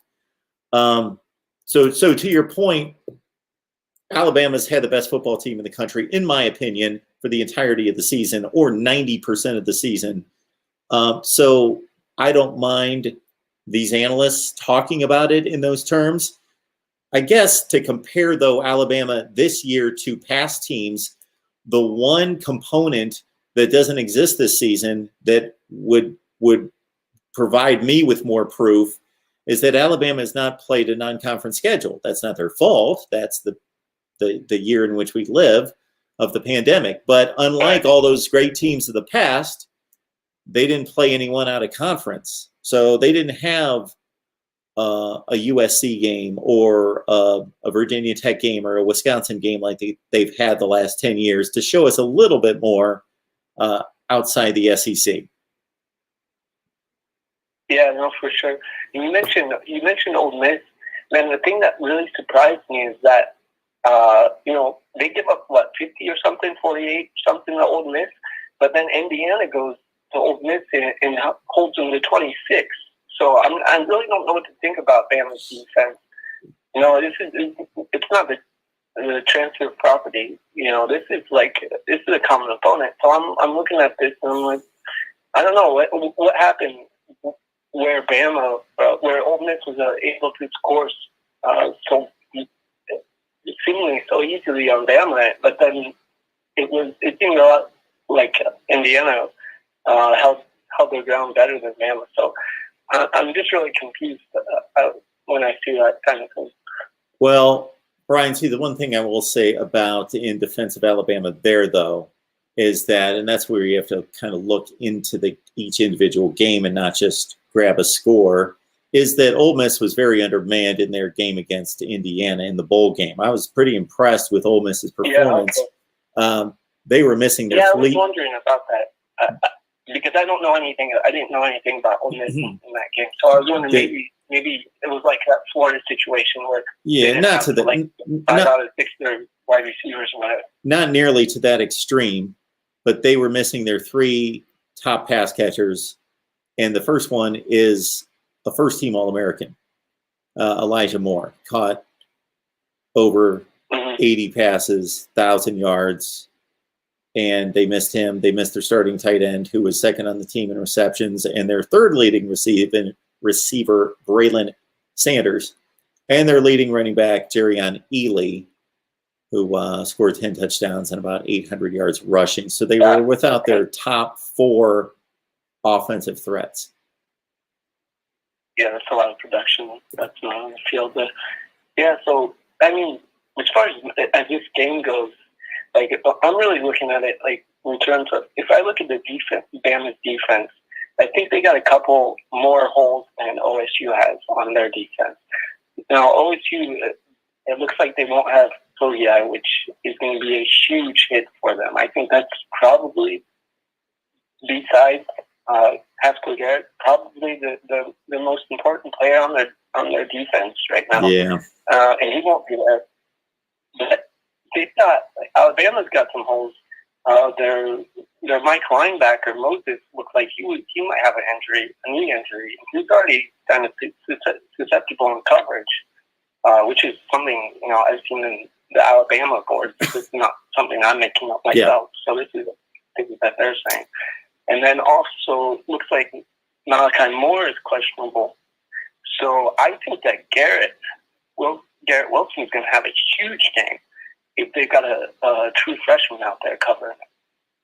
Yeah, it's a good point you make, and that was talked about by Todd Blackledge during the Alabama-Notre Dame game, is that Dylan Moses is susceptible, for as good as he is, in coverage, and he felt as though Notre Dame's tight ends, and how would I rate Notre Dame's tight ends against Ohio State's? Now, Notre Dame's tight ends have a reputation, but I don't know that they're necessarily any better. They're just more utilized than Ohio State's tight ends, but we saw in the Clemson game that Ohio State's tight ends can provide mismatch opportunities as well and make big plays. So I would think that would be somewhere they can go. Those guys, Rucker and Farrell. Sure. Honestly, they're not used by OSU, but they can ball. They're out there doing that thing. Absolutely. So yeah, go ahead. I was just saying, intriguing matchup, and if you've got anything else, I think that this game's probably not going to be as high scoring as people think. I think OSU is going to try to possess the ball and slow the game down. I think they're going to try to keep everything in front of them on defense. So try to make Bama really work to get down the field instead of giving them the big plays. And there's a stat that I found interesting, is that OSU hasn't given up more than one pass longer than 25 yards in the same game, more than once this year, and that was all the way back versus Indiana. Sure. So, people talk about their pass defense, but honestly, I see it week over week getting better. And they've made some personnel changes back there, especially at safety, which has seemed to shore up that defense. So anyway, I'm not going to keep you on here too long. I just think that this game's not going to be as high scoring as they say. I think it will be like something like 38-27 OSU. So that's my final prediction. But I appreciate you taking my call, and I really enjoy listening to your show. So thanks, Brian. Thanks for all the hard work. Appreciate that. Have a good night, and hope you enjoy the game. All right. All right. Appreciate that call from Brian. I am asking, or did near the top of the show, reading a little news headline on my phone. At the top of the show, whether we had any folks out there that are not Ohio State fans that are picking the Buckeyes to win the game. I want to know if we've got non-Ohio State fans predicting Ohio State to win the game, because otherwise it seems as though it's pretty much all Alabama, other than Ohio State fans predicting the Buckeyes. Now, does that prove anything? No, it doesn't mean anything. It doesn't mean anything. I don't know that there were any souls out there not rooting for Ohio State in 2002 that picked them to beat Miami, but they did. And we could go on and on and on and on. Not a whole lot of people picked Texas outside of Longhorn fans against USC at the Rose Bowl in 2005 for the national championship. Texas won the game. Happens all the time. Vegas doesn't know all. Here's the thing about Vegas. Vegas is wrong a ton. I think I get these comments all the time from people when they look at certain scores and they'll just pluck certain scores and they'll be like, Vegas said Michigan was going to lose by 3 and they lost by 2. And then they said that Penn State was going to win by 9 and they won by 10. Oh, Vegas is so close. Okay, well, you plucked 2 games out of 40. The thing that Vegas makes it difficult is that when Vegas is wrong, it's almost always at the same time that everybody else is wrong too. Let's go back 2 years to the national championship game of Clemson, Alabama. I believe the Tide was at least a 7-point favorite in that game against Clemson. The Trevor Lawrence game, 28-point win for Clemson. So Alabama's a full touchdown favorite. Clemson wins by 28. Vegas was off, but pretty much everybody else was too. So it's not like I heard tons of people saying Clemson's going to rout Alabama. Hardly anybody had a beat on that game, as it turned out. I believe I took Clemson with the points. I took Clemson in those points, but I picked Alabama to win the game. I should go back and look at my national championship game record. I could probably figure it out right now. 2014 for sure. I picked Ohio State not only with the 5 points, so it's hard to believe right now that Oregon was a 5-point favorite against Ohio State in 2014. Some people will correct me. It was 2015. I get it. It was in January, but it's the 2014 season and national championship. I certainly took the Buckeyes in the 5, but I took Ohio State to win the game.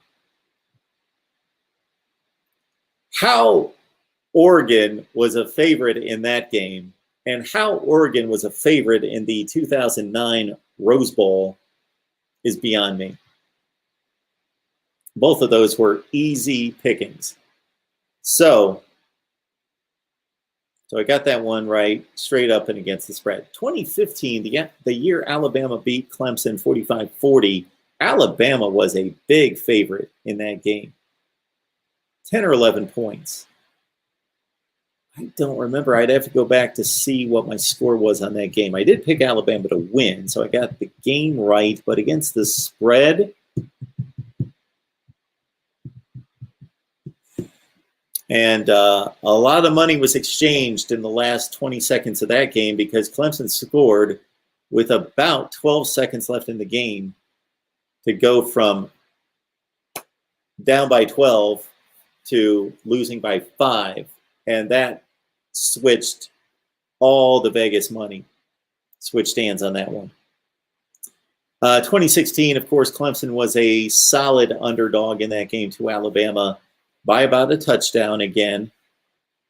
And they won on the last second play. So they were going to beat the spread anyway, but they won the game outright, 35-31. I again picked Alabama to win. I believe I picked Alabama to cover. 2017, that was Georgia, Alabama. What was Alabama a favorite in that game? It was they were a fairly substantial favorite. Somebody want to Google these point spreads from national championship games? 2017, Alabama, Georgia. I'm guessing Alabama was like a 6-point favorite. And of course, they won by 3. Georgia kicked the field goal in overtime. Then Alabama scored the touchdown to win. And then we had 2018, the game we just talked about. Alabama was a solid 7-point favorite. Clemson won by 28. Then last year, LSU was a 5-point favorite. Something like that. And they won by 17.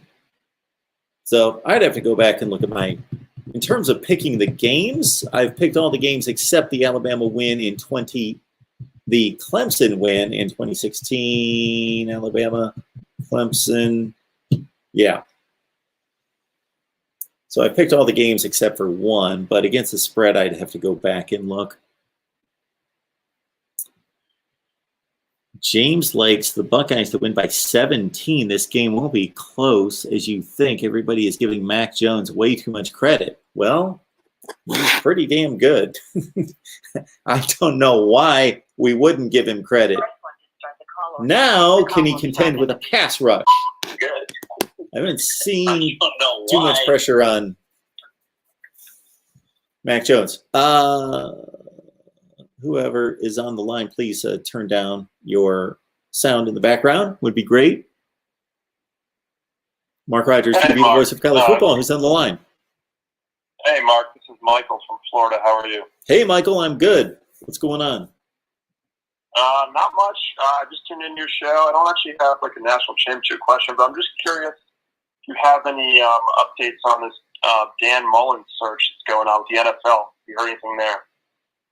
I haven't heard anything. He interviewed with the Jets.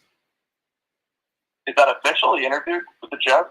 Well, that's what I saw somewhere, and somebody also talked about that here, that they saw that online. But there you go. Is it official? I don't know. That's not something I've looked at today. And then when you're looking at next year, I know we're on tonight, so I don't want to get too ahead, but Sure. who do you see coming out of the West and the East and the SEC next year? Alabama and Georgia, off the top of my head, without thinking about it or putting in any research. Gotcha. All right. Well, I'm a big Gator fan, so just wanted to kind of get your thoughts on that. Sure. So do you want Dan Mullen to stay or not? You know, I do as long as he wants to be there. You know, I don't want him always having one foot out the door. Mm-hmm. You never want that. But I think he's done a great job. He 8-4 this year.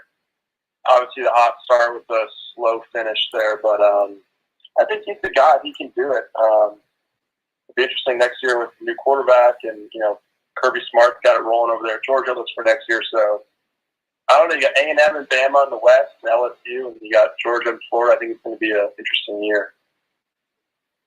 Yeah, A&M with a new quarterback. Not that Kellen Mond was an all-world performer, but they're just going to have to show me a little bit more that they're ready to take on Bama. Yeah. You think Coach Joe's going to get figured out over at LSU? I don't necessarily know that. When you say figured out, I'm thinking seriously competing for an SEC championship. I think they're going to be good. They've certainly got enough talent to win 9 games easily, but I don't think they're going to be competing for a national championship next year. All right, Mark. Thank you. Hey, appreciate it. Have a good one. You too. All right, folks. Got James on the line saying no school in the SEC ever had a defense this year. Goodness, why nobody mentions how diluted the SEC was this year. Okay, the SEC was diluted. Okay, James.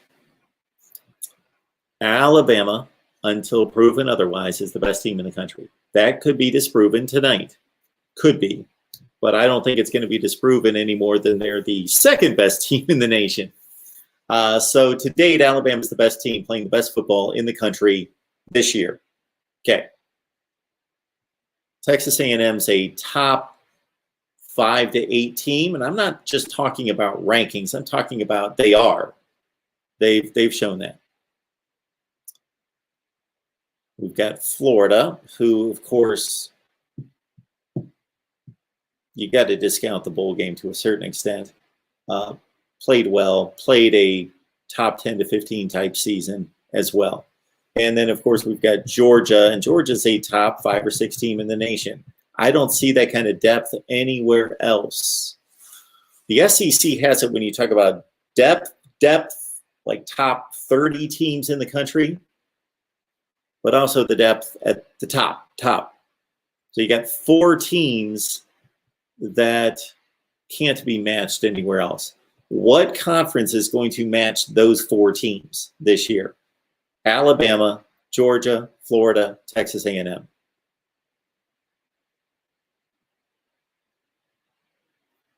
Clemson, Notre Dame, not really in the ACC, but Clemson, Notre Dame, North Carolina, Miami.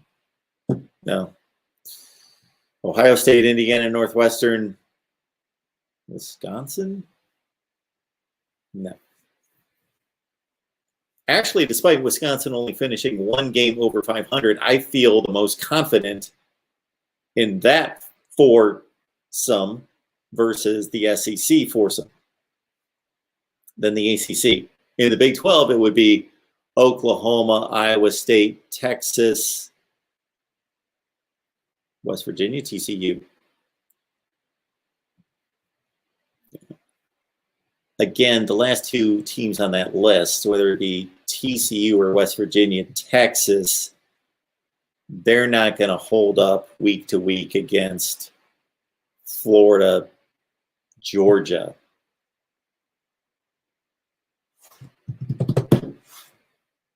And certainly the Pac-12, we won't even dive into their top four. So, James, I got to say the top four teams in the SEC this year are better than everyone else. The league went 6-2 in postseason play. 6-2, and they played all ranked teams. It's a good conference. It's the best conference.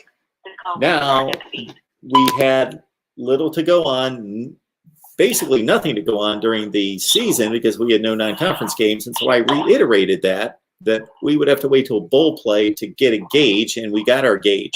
MarkRogersTV, the voice of college football, who's on the line? So are you planning to wear the Arch Leisure jersey before the game, during the game, or after the game? Just trying to get breakdown. The breakdown would be the Arch Leisure jersey will probably make an appearance the next time somebody requests it, and I take the time to acknowledge that request. I see.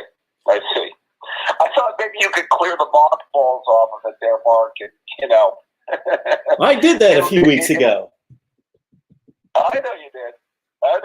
I'm not a big wearer of game paraphernalia anymore, like when I was like 15 years old. It's been a long time since it went from usually dressing like that every game week, and I'm talking a long time ago, to then it became just a Michigan game, the one game that I would focus on in wearing gear, and then that even faded, I don't know when.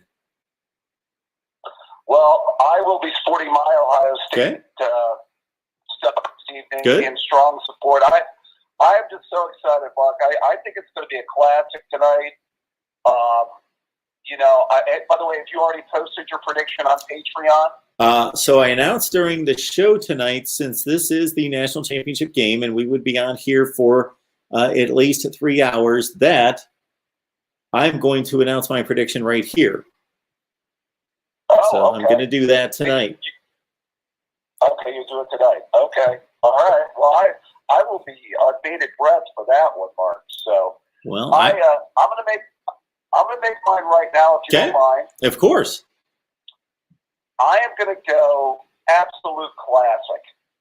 I think it comes right down to the end. I'm going to go 42-41 Ohio State in a classic. They pull it out late. That would be a classic. The Buckeye Picker here on the live chat thinks that Ohio State's going to win 42-38 after giving up 21 straight to start the game. Wouldn't that be something? No. You don't want. You do not want to fall behind 21-0 to this football team. No way. Yeah. No way. Even though I like our offense and I trust our quarterback and I like our personnel, I'm confident there. But there's no way we're falling behind 21-0. Come on, wake up. So yeah, I think that. From what I'm hearing some things that Ohio State might not be as light on the defensive line as I thought they might be. I think the whole COVID list has not come out yet, so I don't know. But are you hearing anything, Mark? What are your connections telling you? My connections are silent. My connections are doing their own thing, and they're certainly covering the game. So I've not reached out to anyone. and probably should have done better homework than I did coming on here. I wanted to prepare a lot of topics before we did our big pregame show, but I was on personal phone calls this afternoon after my coast to coast show with Pigskin Pete. So I've not had connection with anyone today, nor have I been online to gather anything. So you guys are going to have to fill me in if there's anything late breaking. I was hoping to cut the Mark Rogers, of all people, the most dialed-in man in all of college football. No. For this. I have never professed to be that person. I have said many times, I am not the person for late breaking news right here. We respond to breaking news. We will analyze it. We will discuss it. We will debate it. I will always say that. We want to be number one in that, but I have never been a breaking news guy. Have you heard anything from the Alabama side about Jalen Waddle? Do you have any new information there, Mark? Some people mentioned in the chat that that Jalen Waddle will definitely play, and there were some reports that he's actually expected to play significant time. Well, that's going to be interesting to see. I just want to see after a month off how many snaps, targets he gets. I'm saying he couldn't still be effective as a decoy, but, after that much missed time, I'm just going to be interested to see, especially like the first few routes, much in the same way I think everybody's going to be interested to see how Justin Fields looks on his first few runs and after he takes his first few hits. But I just want to see how much they go to Waddle and then how much he's involved in the game plan, especially after 30 days off and then just to jump back on the field. I still have my doubts that he's going to be heavily involved, I should say. Yeah, I think he's still going to make an impact, even if he's not heavily involved. I think that's Sure. that's good news for Alabama, just to get him out there and make him a distraction. Right. I mean, obviously, like I said, as a decoy, just drawing coverage. I mean, believe me, I get it. So, yeah, I know where they're coming from. I just want to see, too, and then also how effective he's going to be, like the first few passes and catches. I mean, so we'll see. I think bottom line, again, though, Ohio State's got to get a pass rush. They got to get some pressure on Mac Jones tonight. We'll know more once we know how many defensive linemen we've got. I find it interesting that has Alabama had any COVID cases? Do they not get COVID in Alabama? They only get COVID in Ohio? Is that the way it works? They don't have Ohio any. State players? They have not had, even the games that they've missed have been the other team. They have not had, and I've got Stephen M. Smith of Touchdown Alabama on here every week. I don't remember him ever reporting any Alabama players missing games. Oh, really? Yeah. Well, for 13 games, every single Alabama player is avoided COVID. That makes a whole lot of sense, Mark. I don't know what to tell you. I would love to see if anybody wants to step up here and leave any names of players that have missed based on COVID this season. Certainly no one significant. Just come on, Mark. Oh, I know. You're good. Just in sheer numbers, it's going to catch up to you. It's a virus. Somebody is going to catch COVID. One player by a couple players by the course of the season. I mean, come on, that don't pass the smell test. Let's just be real here. Oh, it doesn't in any way. Yeah. So, I mean, I don't know about that, but we'll see. But as I said before, I've stipulated many times. I'm hoping both teams are as close to 100% as possible. Let's have an even playing field as possible for both teams, with everybody available, and let's have a great football game. I've said that all along, and that's what I've rooted for. So, that's what I'd like to see, and I hope to see. So, I am with you. All right, well, that's all I have, my friend. Go Buckeyes, and once we win tonight, Mark, clear that Arch Leicester jersey off, out the mothballs, clean it out, wear it, sport it tonight. All right, Dave. Dave's fired up. Thank you. Here we go. All right, buddy. All right, Dave. Take care. You too. All right, 6 o'clock Eastern, just about. And so I want to dive through some things here. And No, I have not made a prediction on the game, and I've got to say that it's not like I've got it written down here and I'm just waiting for the right moment to deliver my prediction. I've got to give a pick, as I always do on everything, and I want it to be right, of course, and my wheels are spinning. Now, it doesn't take a whole lot for my wheels to spin, but I'm not sure about this one. So I have not decided, and I got to make a decision in about an hour. So we had a comment made by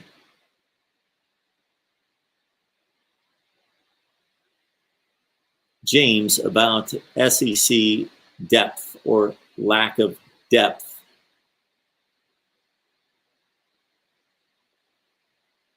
Roberto, I believe, is defending the Big Ten here. Yes, 10-minute. Look at Northwestern. They locked up Ohio State and Auburn. Indiana slowed down the high-powered Ole Miss offense, or maybe he's making a case for defense. I don't know. But let's get to James. James has addressed the SEC here. Where is it? Where is it? I just had it right here. Okay. James said the SEC is diluted. Okay. Meaning LSU Auburn with Florida playing good, not solid. Don't know what that means. Texas A&M was good, not solid. Usually good's above solid, not solid above good. And this is how Alabama posted a lot of inflated numbers. Okay. I didn't think we were talking about Alabama because your initial comment was that the SEC was weak or the SEC was not deep or whatever. So I was analyzing the SEC, not Alabama.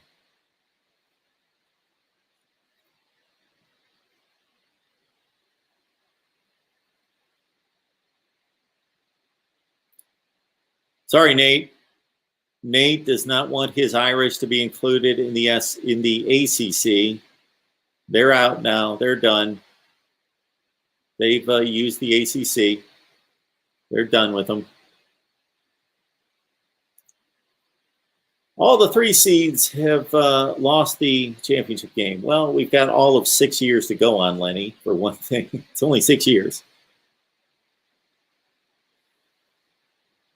Season number 1, we had a 2-4 matchup. Season number 2 in 2015, we had a 1-2 matchup. Season number 3, 2016, we had a 1-2 matchup. Season in 2017, we had a 3-4 matchup. Okay, there's Georgia losing as a 3. 2018, 1-2 matchup. 2019, 1-3 matchup. Okay, the 3 seeds 0-2. Don't know that we found a trend there yet. 0-2.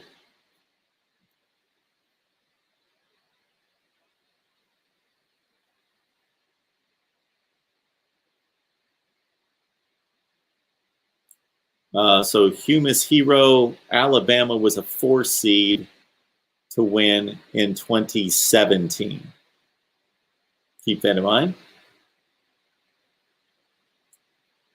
Oh boy, James, come on. Mark Rogers, since when did we start injecting Texas A&M into conversations of being a solid team? Since they've been a solid team, I guess.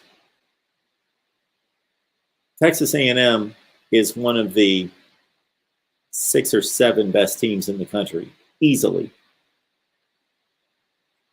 Texas A&M is one of the 7, 8 best teams in the country, easily.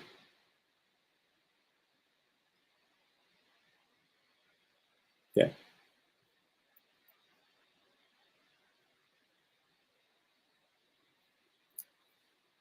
Marquis says if Ohio State can't hang with Bama, then no one can this year. I would agree. Of course, Florida did. Ole Miss did. Those are other circumstances, a different game, different team on the field, just a different situation, not a championship game.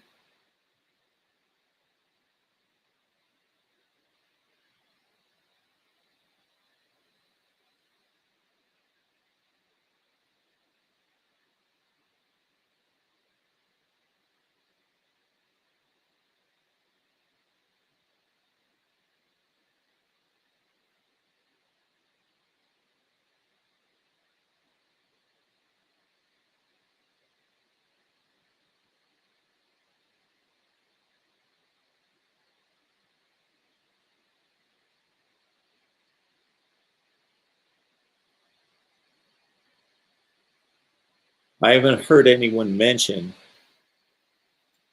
that Alabama is 13 for 13 on field goals. Alabama's 13 for 13. Ohio State's nothing close to 13 for 13 on field goals. Ohio State has been shaky on field goals.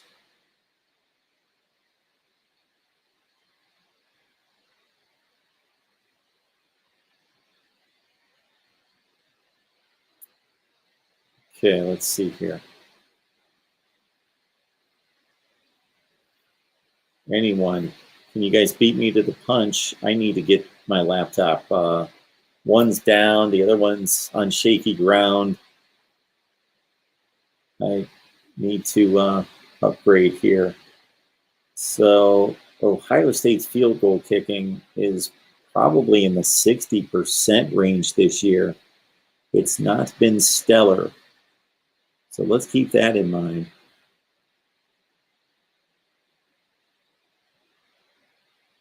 Here we go.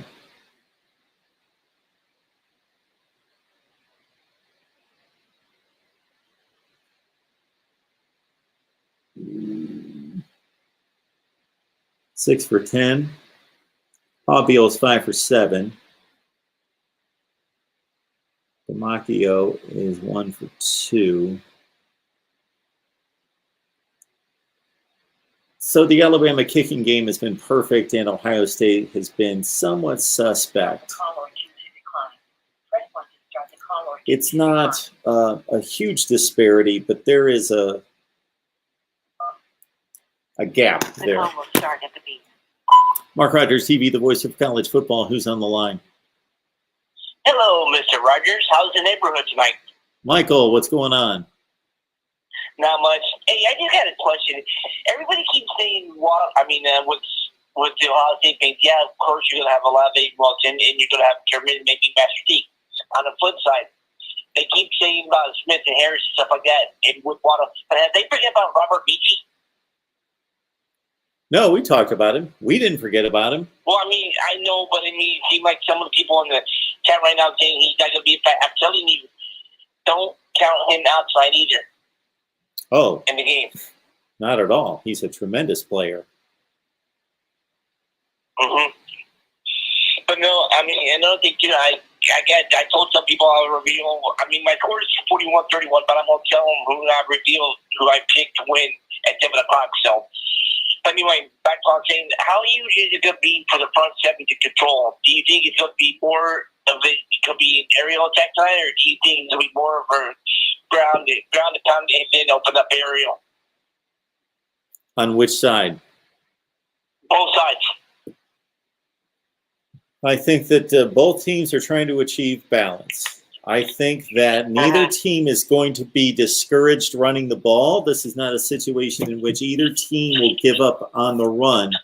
I think that Ohio State in the past has given up on the run, meaning this season a couple times has given up on the run, but they have learned over the past couple games, actually even before the Big Ten Championship game, they started to run it well with Trey Sermon, that they have to have that balance. Alabama's not had an issue running the football at all the entire season, but both of these teams want to establish balance, but they're certainly comfortable and capable of just throwing the ball 50 times, but that's not what they want. Yeah, but do you still think what I told you, I think it was Saturday, that I think that both German and Harris will go over 120 and have 2 touchdowns each, or do you think that'll be, what is more likely to happen? They each go over 120 or they each have 2 touchdowns on the ground? I think it's, well, when you start talking about who's going to score touchdowns, one of these backs could have 35 yards rushing and score a couple touchdowns because they took it in from the 1 or the 2. I think that they're both going to find success running the football. I think that these two offensive lines are tremendous. And Ohio State's offensive line in the run game, the last 3 games, even before the Big Ten Championship game, going back to Michigan State, has been just killer. But they're facing the best defensive fronts that they've seen. I think that they're both running backs are going to be in that 100 to 120 range. Nothing crazy. I don't see them just scampering for enormous yardage and gaping holes, and just unless one of the backs cranks out a 75-yarder. Mm-hmm. Yep, I was just wondering stuff like that, and you wondered how, like I said, about that with the defense and stuff like that. I mean, if they go through wide receiver set for Michi, Waddle, and Smith tonight, who do you see Sean Wade being on most of the night tonight? Oh, well, we had that conversation this week, and Ohio State's playing its base defense, and they're not going to be in a position where they believe that they need to put Sean Wade specifically on anyone, on Devontae Smith or anyone. And Sean Wade, despite having a track record as being the best cornerback on the team, has not necessarily been playing the best football on the team in the secondary. Mm-hmm. Not bad. So I see you're going to wait till 7 o'clock also to make your prediction, I see. Yeah, something in that range when I can finally determine who's going to win this thing. Mm-hmm. Oh, well, I've got to ask you, what's going to be on the menu for dinner tonight during the game? That's funny you say that, because when I took your call just prior to that, I got a text from my daughter who we've opted away from ordering out, and I've got some certain things here that she believes she can cook us up something tasty. So I don't know exactly what that's going to be. I couldn't even tell you. But there's going to be plenty of snacks and plenty of sweets included. Yeah, not me. For me, it's just going to be some wings tonight. But hey, Okay. I was thinking, how come we can never get your take on college football? Well, thanks, Michael. Or is she? Oh, I'm sorry. What's that? But no, how come we can never get her take on college football? Because I'm sure she's just as more in-depth in college football as you are. Who would that be? Your daughter. My daughter. No. She's got much better things to think about than college football. She is an Ohio State fan. She is a fringe Ohio State fan. She loves the Buckeyes and wants them to win, but she might know who Justin Fields is. I think that's the end of the line for her. Yeah. All right. Hey, are you going to have a post-game call-in show? I am. I will be here as soon as the game's over. Okay. I was just wondering. Okay. Hey, Mark, have a great night. Enjoy the game. Thanks, Michael. You too. Bye.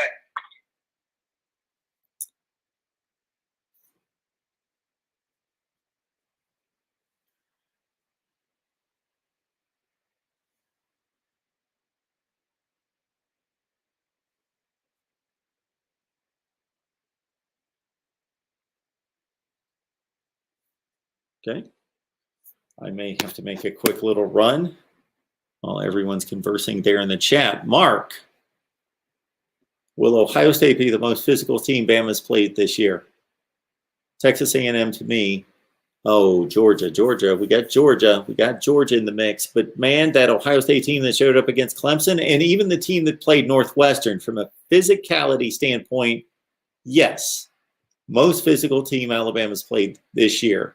Ohio State won.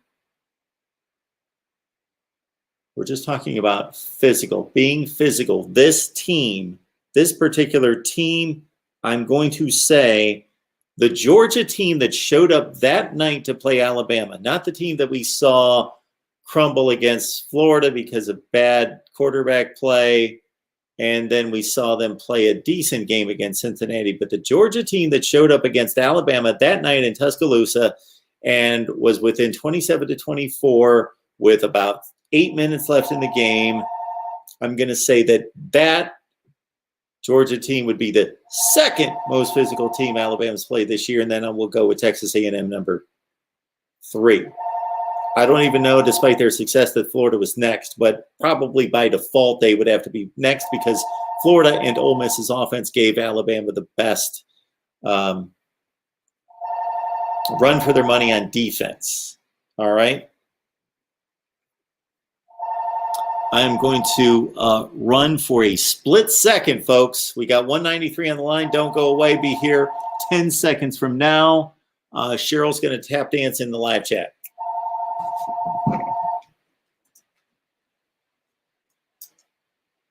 I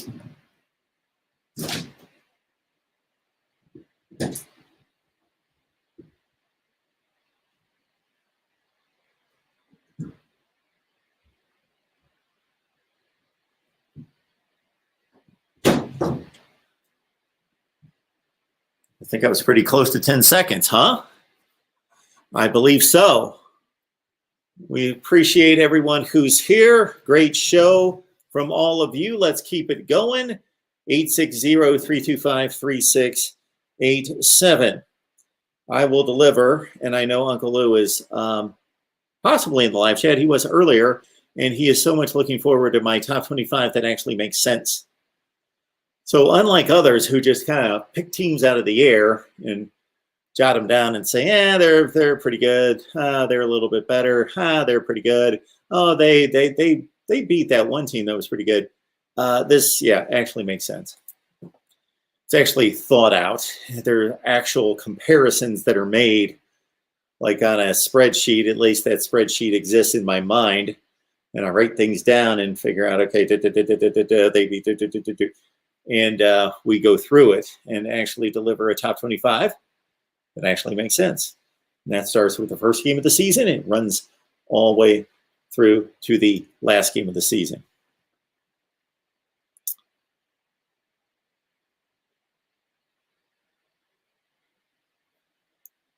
Nothing out of you, Cheryl? No? Okay. Laney says Bama's ready. They're ready to go. Jalen's medically cleared. Yes, he is. All right, there's Justin. Who do you think will win this game? Justin, no D, by the way. Justin, no D. I usually don't jump on anyone, but I'm just picking out Justin to say no D. It's not Aaron Rodgers. It's Kenny Rogers. It's Buck Rogers, I believe. I don't know about Buck Rogers. It's Roy Rogers. It's Amari Rogers with a D, right? I don't know about Amari Rogers. I don't know how he spells his last name. Who will win this game? I am going to give my prediction before I sign off right here. For the entirety of the college football season, and maybe even last season, I don't remember. My picks have been exclusively on Patreon. I'll have to add up those numbers after the bowl games to see what my record was for this season. I don't even know off the top of my head. It was not a stellar season for the voice of college football in predicting games. It was decent. It was okay. The last I checked, you would have won a little bit of money, but you wouldn't have had any kind of a windfall on my predictions this year. But you would have been fine. You would have been fine. You would have been in the green. Got to be in the green on the stocks and on the predictions. Yes.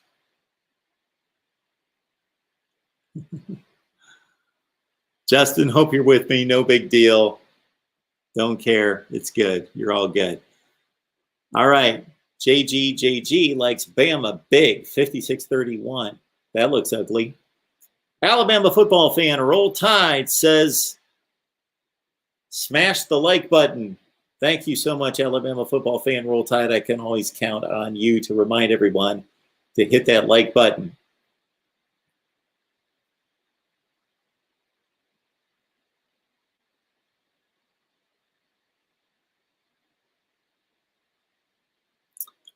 I would love to see that injury report that should be out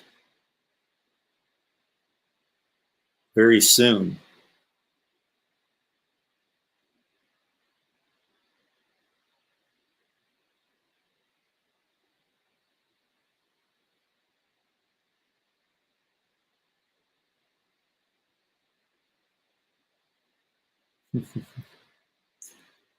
No, that would be Derek making sure that the front door is unlocked for my daughter.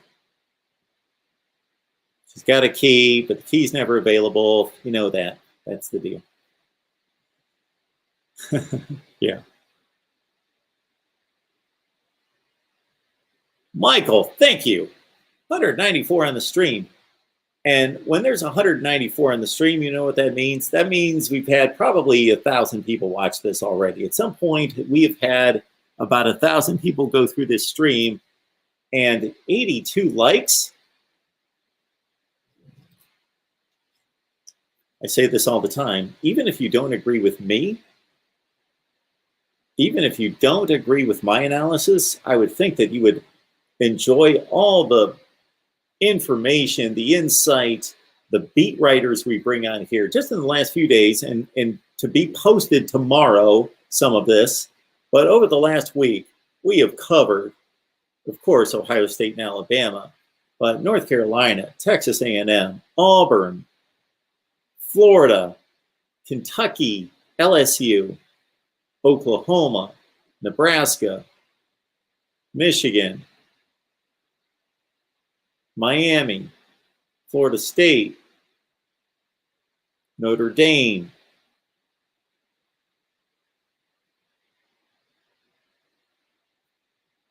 who else? Who else does this? All right. And our success here depends on you. Please share the videos on social media. I think that the most important thing that you can do for us, the most impactful way that you can contribute, is to share the videos on social media. You got a Twitter, you got a LinkedIn, Facebook. Share the videos. For those of you who are involved in a public or private Facebook group, let's say you're a Florida fan and you're in the Florida Facebook group, Go Gators, whatever you call it, please share the videos there. Share any of the videos, but the Florida videos that we produce on a weekly basis, on a daily basis at times, or multiple times throughout the week. All right. The numbers at the bottom of the screen.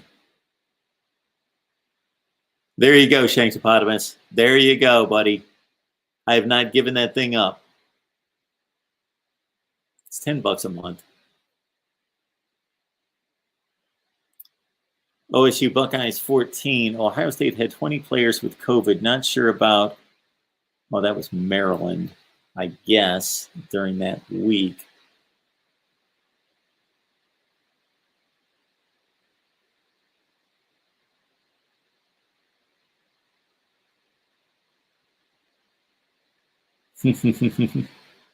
My man Derek, BYU fan, my man Derek Shearer, there he is. Good to see you, Derek.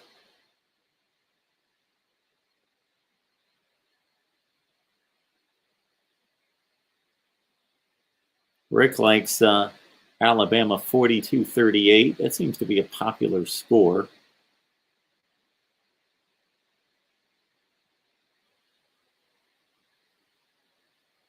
Justin Farmer, put him in the category again about Justin Fields and how Justin Fields feels, which is an important factor. If I'm going to predict Ohio State to win this game, yes, Justin Fields has to be lights out. But you know what? For Bama to win this game, Mac Jones is going to have to be on this game. Mac Jones can't go 18 for 38 unless those 18 are he's hitting chunk play after chunk play. But Mac Jones completes high 70% of his passes. He's in the 77% range, something like that. So Mac Jones can't have a 55% completion percentage in this game unless, again, if he hits tremendous plays downfield consistently, and that usually doesn't go hand in hand. Not at least for Alabama. Mac Jones went 25 of 30 against Notre Dame. He is going to have to be on his game. Not just Justin Fields, Mac Jones. The winning team is going to hit big plays in the passing game. The winning team is going to limit big plays in the passing game. They're going to give up plays in the passing game, but they're going to limit them, and it's not going to be a ridiculous faction of plays. MarkRogersTV, the voice of college football, who's on the line?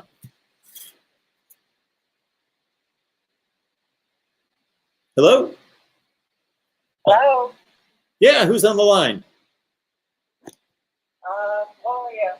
Hey, Gloria. I was wanting to see if there was any way to get this game on tonight. Any way to get it on? Yeah, because I don't have regular cable, have TiVo. I got Okay. YouTube. Is there any way to get it? I don't believe so. You may want to ask in the live chat. If you're in the live chat, anybody who knows of any way to watch the game tonight, if you're not able to get ESPN, please leave that for Gloria in the live chat. Yeah, I don't know that there would be any way, because there's a reason ESPN pays billions of dollars to broadcast the game, and that's for it to be exclusive. Okay. Okay, thank you. But we'll leave that in the live chat for you if anybody has that, because we would like for you to watch the game. Okay. All right, Gloria, have a good night. You too. Thank you. Thanks. Bye-bye. Bye. Yeah, that's a bit of a rough go right there. You can't watch the game.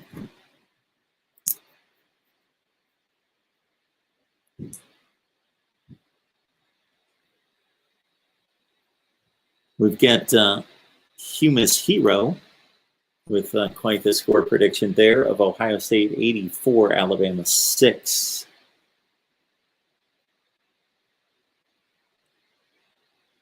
Doug, believe me, if I get a screener for these calls, that would not be the call that I would be screening out. We've had many other ones besides that one that definitely could use some screening. Cheryl is still monitoring that we've not received a report yet on who's going to miss tonight's game. That is going to be key. I am looking for one name in particular, and that would be Mr. Togiai. Lenny, if your stat is on the money with Trey Sermon, 48 yards on 18 rushes, that is big, big trouble for the Buckeyes. Big, big trouble. There you go, Gloria. If you're listening to us, John has a remedy. You could call Sling. You could get ESPN for $30 for the month, maybe, and then you get maybe, wonder if you get a free trial.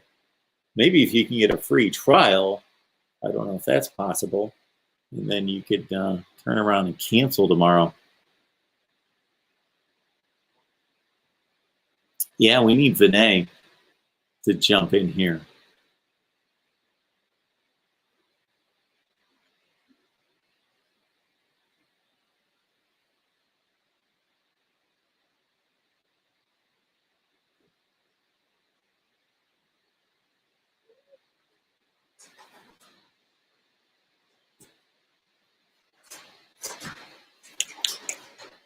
Mr. Mike Raymond, there he is. Good friend, amazing friend, Buckeye fan. Used to cover the team for years. Likes the Buckeyes on a Luke Farrell game-winning touchdown. Going to the tight ends. Buckeyes win at 44-42.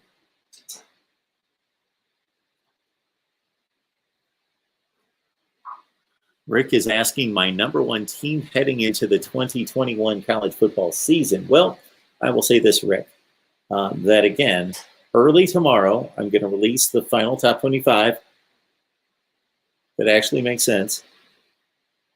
And then we will put out some type of 2021 too early top 25. I will say that in addition to the usual cast of characters, goes without saying, 3 or 4 teams that we will put into the mix in consideration for the number one spot. Oklahoma comes back loaded. Oklahoma's a team to look out for 2021.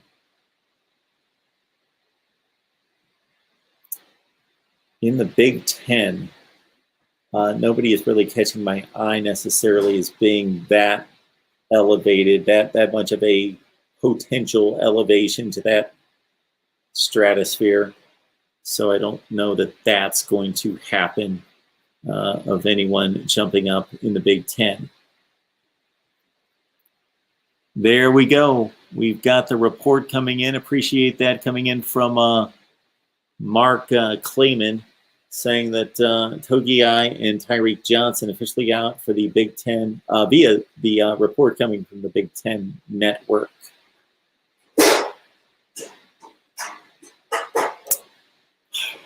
They always have to make my decision more difficult, don't they? I've yet to make a prediction, and I was wanting Togiai to be there for me to give Ohio State a little bit more in that run defense game, and also pushing that pocket like the Buckeyes were able to against Clemson, push that pocket in the face of Mac Jones. That's going to be a big component in all this as well.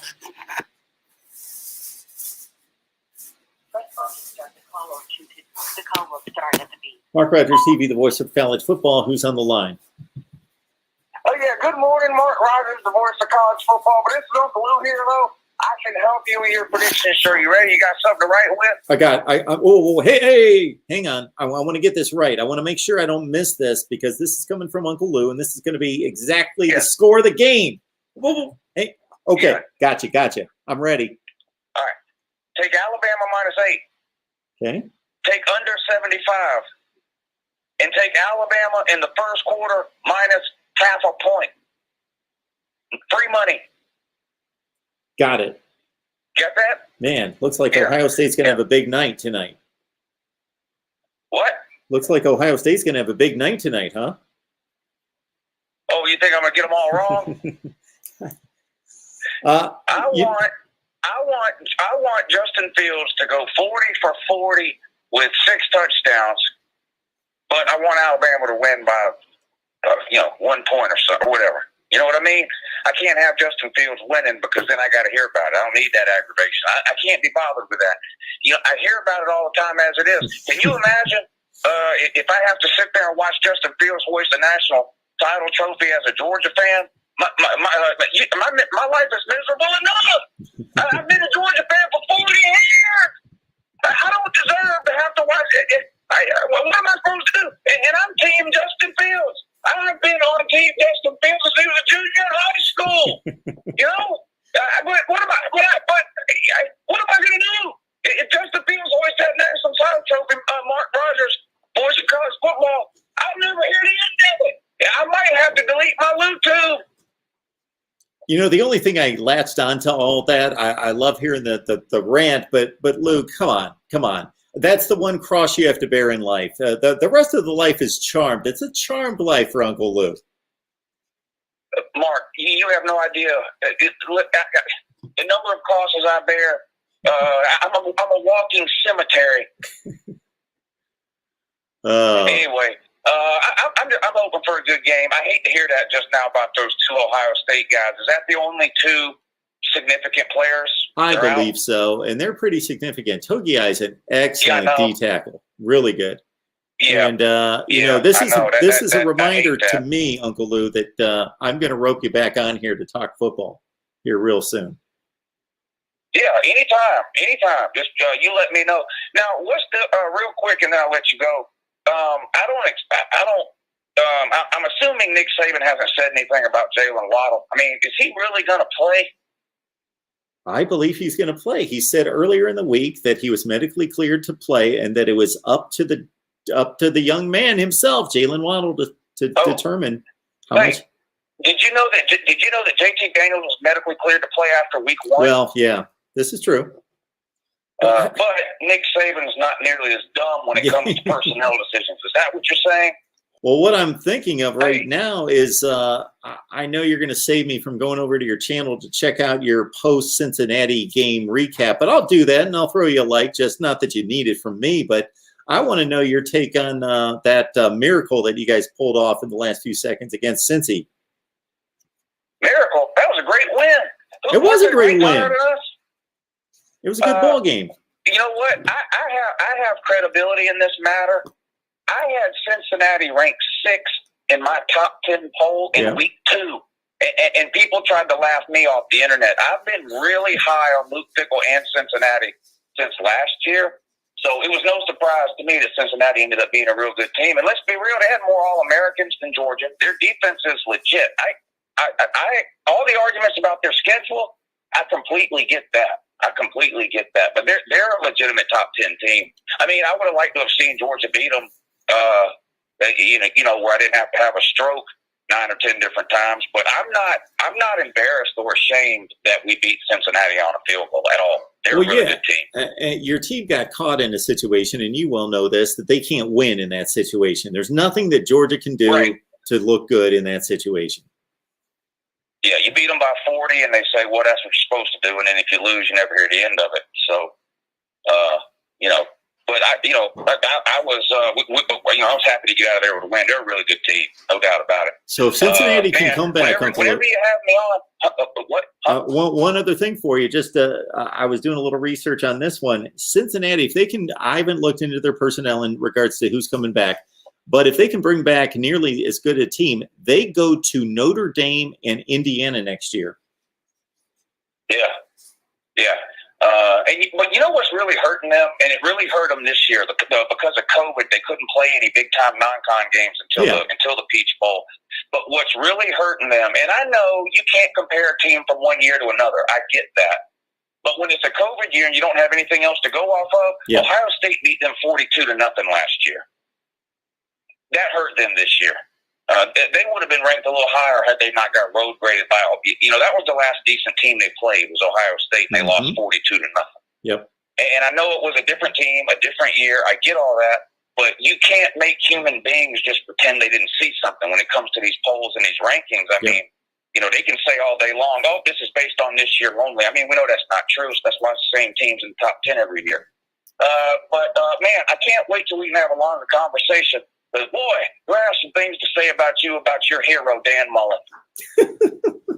I've heard about you. Well, I'm going to save you that for now. Oh, National man. Title Day. Congratulations to all the Alabama and Ohio State fans. Man, would I love to trade places with I would happily trade places with the loser of tonight's game just to have my team in the game again. So good luck to everybody. Let's hope for a good game, and I'll talk to you soon, Mark. See you, Lou. Appreciate it, man. All right, buddy. Yep. The incomparable one, Uncle Lou. And I can't imagine that there's anyone watching us right now out of 168. Anyone watching us that's not aware of Uncle Lou. But if you're not, for whatever reason, we did have a caller tonight let us know that they rarely watch college football. Call in this particular show just about every night of the week, but rarely watch college football. So maybe you're in that category, or maybe that's a category of one.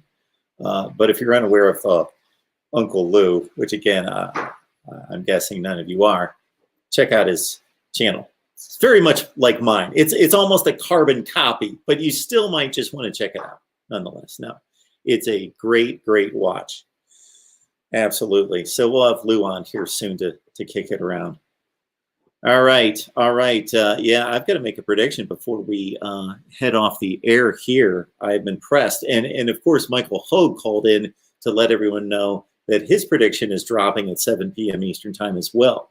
I don't know if that's going to be here, if he's going to honor us in the live chat with his prediction that drops at 7 o'clock Eastern time, but gives all of you just about 75 minutes to take that prediction to the bank. I don't like the word that Tommy Togiai in particular and also Tyreek Smith are not suiting up for the game tonight.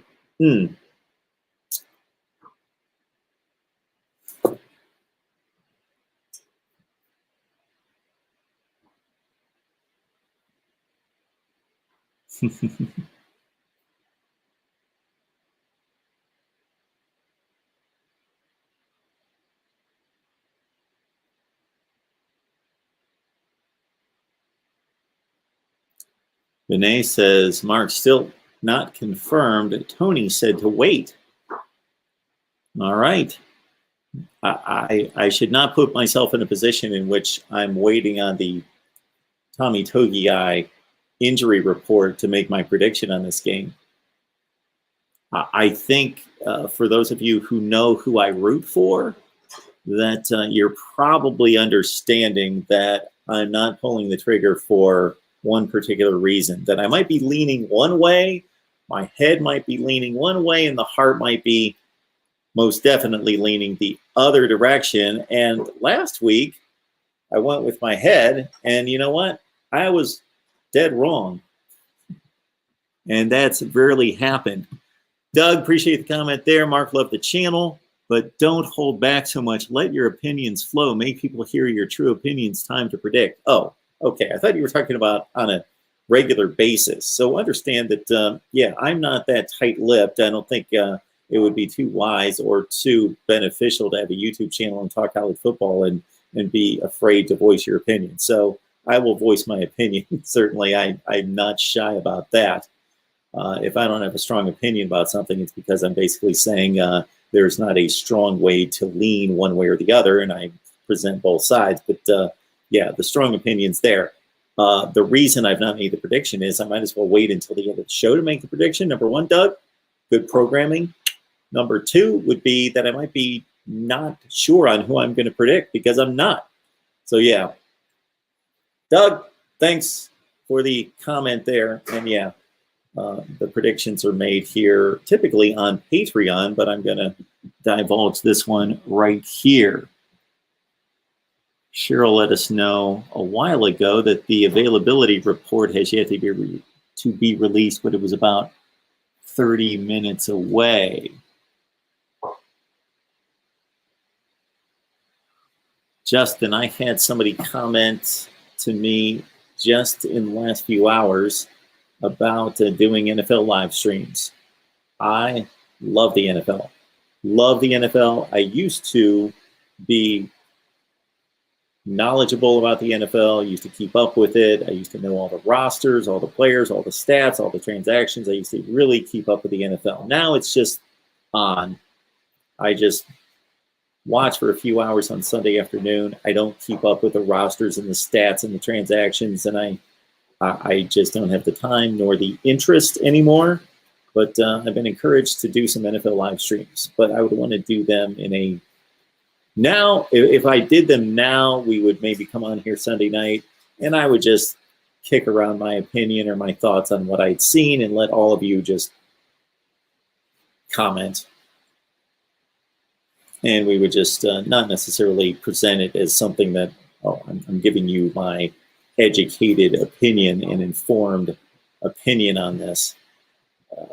We would just have some fun with it. Or maybe I can start an NFL channel.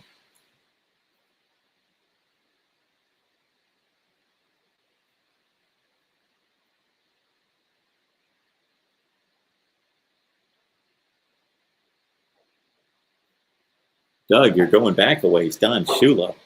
Don Shula's last year was what, 95?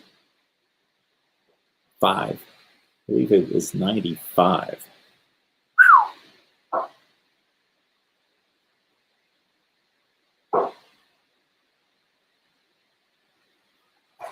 James is asking, has anyone gotten word on how much money had to be shelled out by Miami to land Travaris Robinson as defensive backs coach from South Carolina? I know a bunch of teams were interested in him, but he was apparently asking too much. Like any info and insight and coverage on the Travaris Robinson signing at Miami, of course, check out my Miami channel. Got plenty of videos there. Mark, saw you on Bama Insider. I watch you now, and you're great. You guys need to go on each other's shows more. It's great to watch. Bama Insider. You saw me on Bama Insider. I don't even know what that is. What, did they take one of my videos? Bama Insider. Interesting. Okay. I'll have to look them up. Bama Insider. Don't know who you're talking about.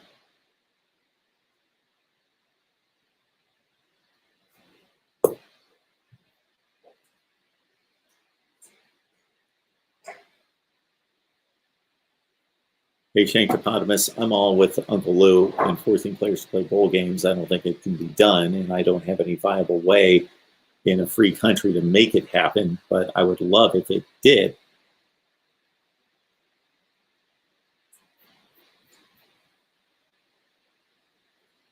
All right. Doug says enough's enough. Ohio State wins 47-38 over Alabama.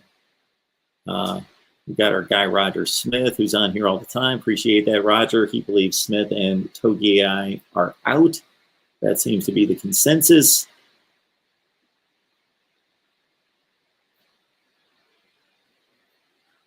And I think we've come to the point where we might as well just unleash thoughts about the game. Okay. I've said it a zillion times on here. Alabama's been the best football team in the country for 90% of this season. Ever since they stepped on the field against Missouri in week 1, aside from a defensive performance against a Lane Kiffin team in which that is not uncommon, that Lane Kiffin can squeeze offense out of anything and make it work against any defense in the country. So Lane Kiffin is at the high end of offensive minds in college football, and Bama struggled for 55 minutes of that game. They got 2 stops late that were key. They beat Ole Miss 63-48 after a 48-all game. Florida. This is my one concern for Alabama, just not in regards to looking at matchups, but looking at, okay, what is a sample or example of what has worked against them, or a time in which, if you take Ohio State, are they better than Florida? Significantly, yes, or decidedly better than Florida. And against Florida, Alabama struggled to win that game, and Florida shot itself in the foot time after time after time. 4 defensive penalties, unforced defensive penalties in the first half that led to Alabama first downs that kept drives alive. All of those on third down. Florida mismanaged the clock at the end of the first half that resulted in an Alabama touchdown in the last 5 seconds of the first half. And of course, Florida intercepted a pass in the red zone and fumbled it. Despite all those mistakes, Florida came back from 18 down to make it a game and lose 52-46, and at one point cut the lead to 35-31. I think there's something to be found there in terms of what can work against Alabama, especially considering Florida can't run the ball from the running back position, nor do they have a threat at quarterback in the run game. Mark Rogers TV, the voice of college football. Who's on the line? This is Lucian. Do you think if Jalen Hurts has a big game, he can eat his draft stock maybe to the #1 pick? I would think that even though us as college football fans would think that that would mean a lot, playing well against the #1 team in the country, that the NFL scouts themselves, unless there's a particular person within the Jacksonville front office that is undecided about Trevor Lawrence, that it's pretty well established that he is the quarterback in the draft. So I don't think that Justin Fields can really do anything to supplant Trevor Lawrence as the #1 pick in the draft. You think he could maybe go to the Jets then? Oh, absolutely. I think he should go to the Jets. Because it kind of seems like the Jets were saying Sam Darnold is going to be their guy. Yeah, the New York Jets would be foolish to be saying that, but the New York Jets have screwed up their franchise for the last 10 or 12 years, ever since the late 2008-9 period there. They've been doing nothing but making poor decisions. The New York Jets need to draft Justin Fields.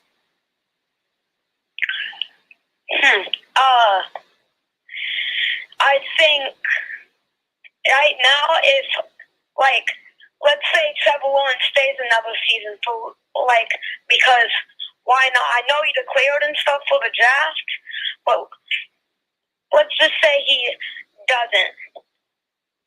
We would be living in a fantasy land if we did that. He's declared for the NFL draft. Okay. When is the last time you heard anyone declare for the NFL draft and then change their mind a week later? Why not? When has that ever happened? It's never happened. Okay. So the only thing that could keep him from doing exactly what you're saying is that he is signed with an agent, and I don't know anything about that, whether he has or not. So it's allowable, from what I understand. It's allowable that he could come back and play, but he has taken every step imaginable to declare it, to set up during the latter portion of the season to announce that he is playing in the NFL next year. He may not like where he's going, but that's kind of the way it goes for being a top selection in the NFL draft. Hardly anybody likes where they're going because you're going to go play for a bad football team. Oh, and quick question.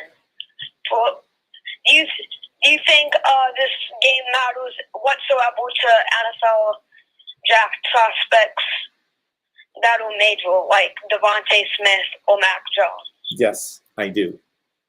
I believe that, so there are various ways in which they evaluate these players. Of course, they take them to the combine, they interview them, they measure them, they look at game tape over their entire careers. But when they can face elite competition, and let's face it, on the college level, these teams that are as good as Ohio State and Alabama only rarely ever play a complete unit on the other side that's as good as they are. It rarely happens. And so when they can see the best play the best and across not just one or two guys, but multiple guys on the other side of the line of scrimmage at that level, yes, I think it means a whole lot.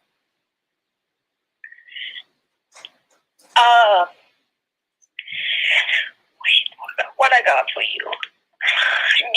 Do you think this game can matter to other prospects and to where they go? Like, let's say Mac Jones has a game that Jalen Hurts just had with less rushing yards, of course. Okay, I'm sorry, I didn't quite get that. About Jalen Hurts?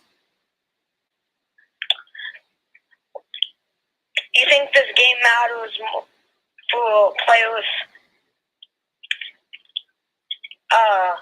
like Kyle Trask, and like, does that matter for them where they go?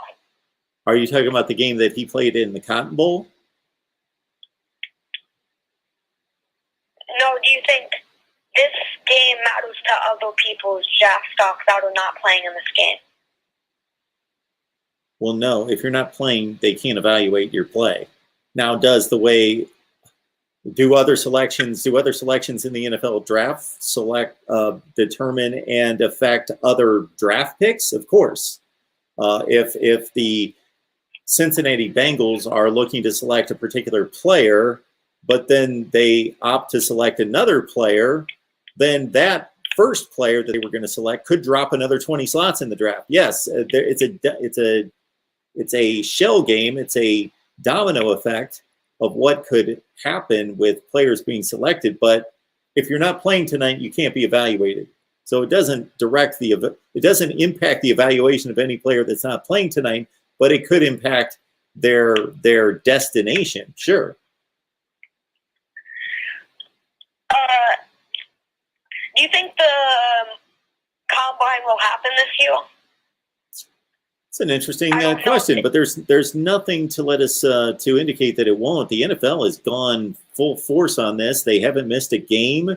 They've had to reschedule a bunch of games, but they didn't have to miss any games. And once we get close to the combine, there's going to be a vaccine out there, and already is.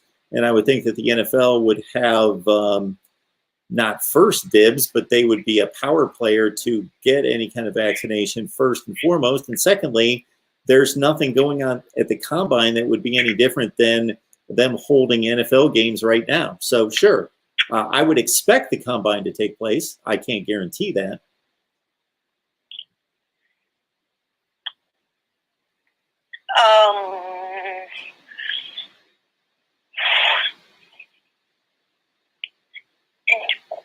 What do you think about Florida after just them getting destroyed by Oklahoma? Because I think Florida's going to be bad, not tremendously bad, like as good as like an Oregon type team. Okay, so that's an interesting question. You got a interesting list of questions there. I got to hand it to you. You've come prepared. So here's my thought about that game against Oklahoma. that game doesn't tell us much about the quality of the Florida football team, because we can evaluate Florida's play over the course of playing 11 games in the SEC. They played 11 SEC games. Okay. What it tells us and gives us an indication more about is the state of the program and Dan Mullen's coaching, because that was an embarrassment of how they failed to prepare, failed to show up, failed to show fight, failed to show any type of guts or determination in playing a football game in which the nation was watching. And it's just embarrassing to the school and to the program. And some of the comments that were reflected and revealed, I should say, in that broadcast is that Dan Mullen even knew that week leading into the game that he was going to wave the white flag and was already going to concede that game. And that's just not a good look. It's not good leadership. It doesn't show much accountability on his part. So I think it says more to the detriment of the Florida football program under Dan Mullen than it does that particular team not being good, because we already had 11 games to go on to evaluate the Florida football team, and not a depleted Florida football team against Oklahoma. I get that they didn't have capitalization, but the team that played that game, they also was gutted and all. But who was gutted? It was, huh? What? Repeat that statement. I know the Florida team was gutted, but that's how good they're going to be in 2021, because almost everyone that played in that game will play in 2021. Yeah, but those players will, first of all, be supplemented by a recruiting class, and then also have an entire spring practice, summer workouts, and a fall camp to prepare to be better players in 2021. Do not expect Florida to be losing by 5 touchdowns to teams in 2021. No, they'll be fine. I think they're gonna. Do you think they're gonna get better or worse? Well, that's a great question. They're most likely going to get a little worse, but they're still going to be a quality team. They've got some issues at quarterback, or some question marks at quarterback. I won't call them issues, but there's certainly a question mark at quarterback.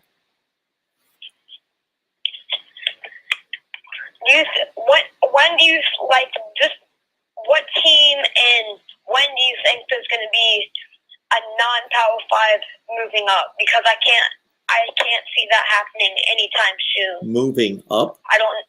What do you mean moving up to a Power 5? Non-Power 5 team moving up to a Power 5 conference. Well, I'm trying to think the last time that even happened. When is the last time that happened? That's crazy. Nobody. So, no, that's not going to happen anytime soon unless they're expansion of the conferences. If they, at this time about 10 years ago, when Nebraska and Colorado and Texas A&M and Missouri and all those teams switched conferences, there was a lot to talk about 16-team mega conferences. And if that happens, then you're going to see the UCFs and the Boise States and the BYUs and the Houstons and other teams, Cincinnati, join mega conferences from the group of 5. I think the American Conference is about as good as the Pac-12 right now. The College Football Committee put no respect on the Pac-12's name. If Oregon went undefeated that season, they would have not even been in top 15. Whoa. Okay. If Oregon would have gone undefeated this season, 7-0, after beating USC in the Pac-12 championship game, not losing a game, and winning over an Iowa State team in the Fiesta Bowl, yes, they would have been in the top 15. USC was in the top 15 at 5-0. So I agree with you that the College Football Playoff Selection Committee didn't give much weight to the Pac-12. But first of all, if you're asking my opinion of the Pac-12 versus the American Conference, I could care less with the College Football Playoff Selection Committee. They don't impact my evaluation. But that's an interesting comparison. I would have to sit down and go team by team by team. I would first seed the conferences 1 through 14 or 1 through 12, and then I would start to match them up and make a determination. But I think that's an interesting comparison. I think it's valid. I think it's it's a debate. I don't think it's a joke. It's not like saying let's compare the American Conference to the Big Ten. I think it's a fair debate. I'll just list around all of there were 5 teams with winning records in the American Conference, and they have 12 teams. Yeah. And there was 1, 2, 3, 4, there were 6 in the Pac-12, and there's 14 teams. Okay. Let's understand something, though. We're talking about 2020 results. Do you know what the difference is with 2020 results versus any other college football season?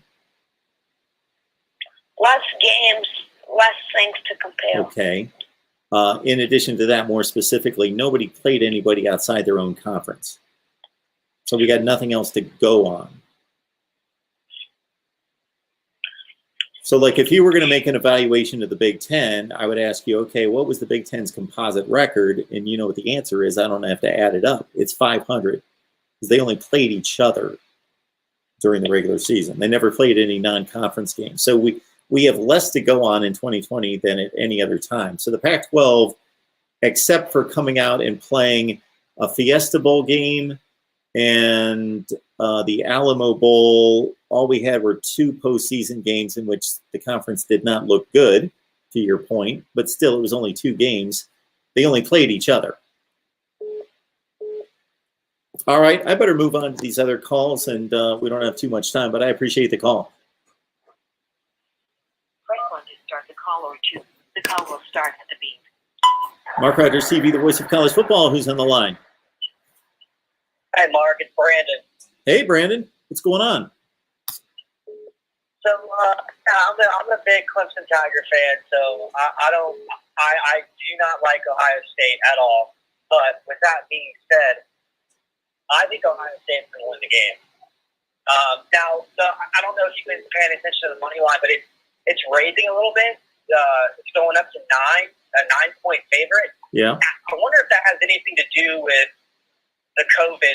Do they know? I don't know. I mean, they obviously don't know, but I just wonder if that has anything to do. I mean, I know I've heard rumors that it has to do with 2 guys up front. Yep. Their D line. Tommy Togiai and Tyreek Smith. Yes.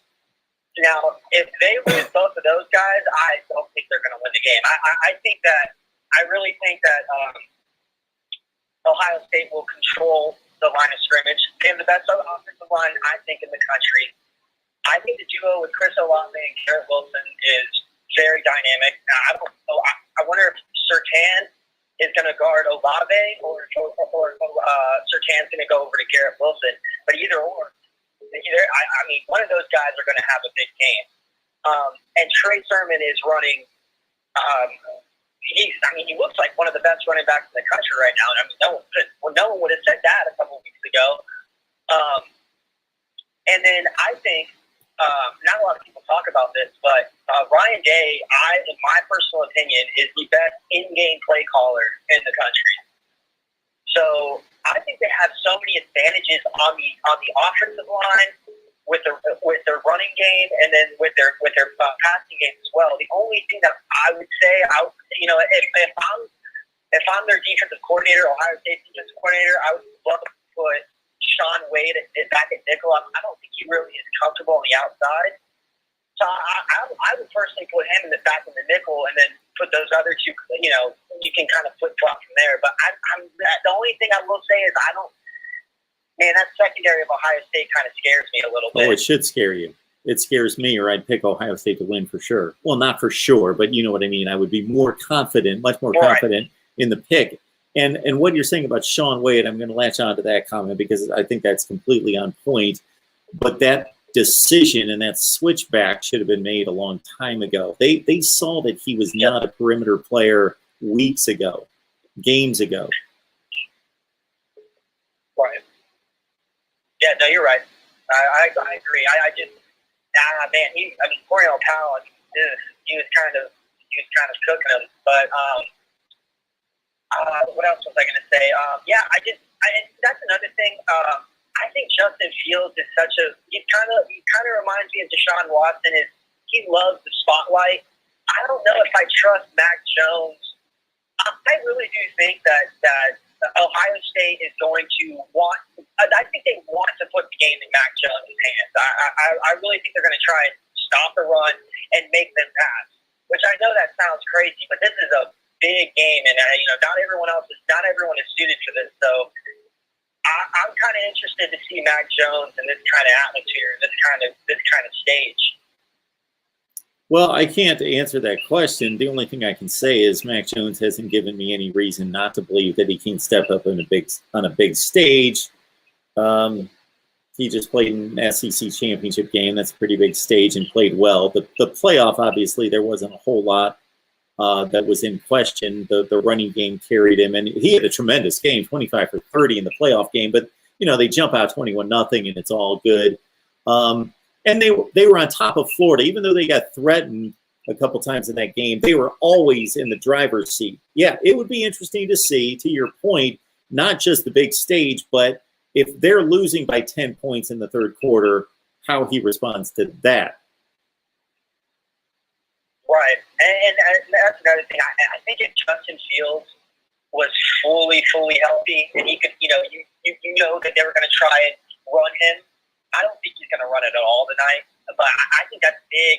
He's not going to be able to, design QB runs are not going to be there. I don't see them calling that. Do you? I don't. And that's too bad because that's big. Yeah. He was compromised last year in the playoffs, and here we are in this year, and he comes in completely healthy, but then not throwing the ball well, but he goes lights out throwing in the playoff game, but he gets hurt, and that's obviously it's not a matchup in terms of those guys being on the field at the same time when you look at matchups, but comparing Mac Jones and Justin Fields, there's a significant difference between their mobility and threat against the defense in the running game. Right. Well, I just got one more thing to say. I know a lot of people talk about this a lot, but, I think we can just pencil in the college football playoff for next year as Clemson, Ohio State, Alabama, and Oklahoma. Yeah, that's what I would go with right this second. I'm right there with you. Yeah, but all right. Well, good luck tonight, Mark, and thank you for taking my call. I appreciate it. Thanks, Brandon. Appreciate that.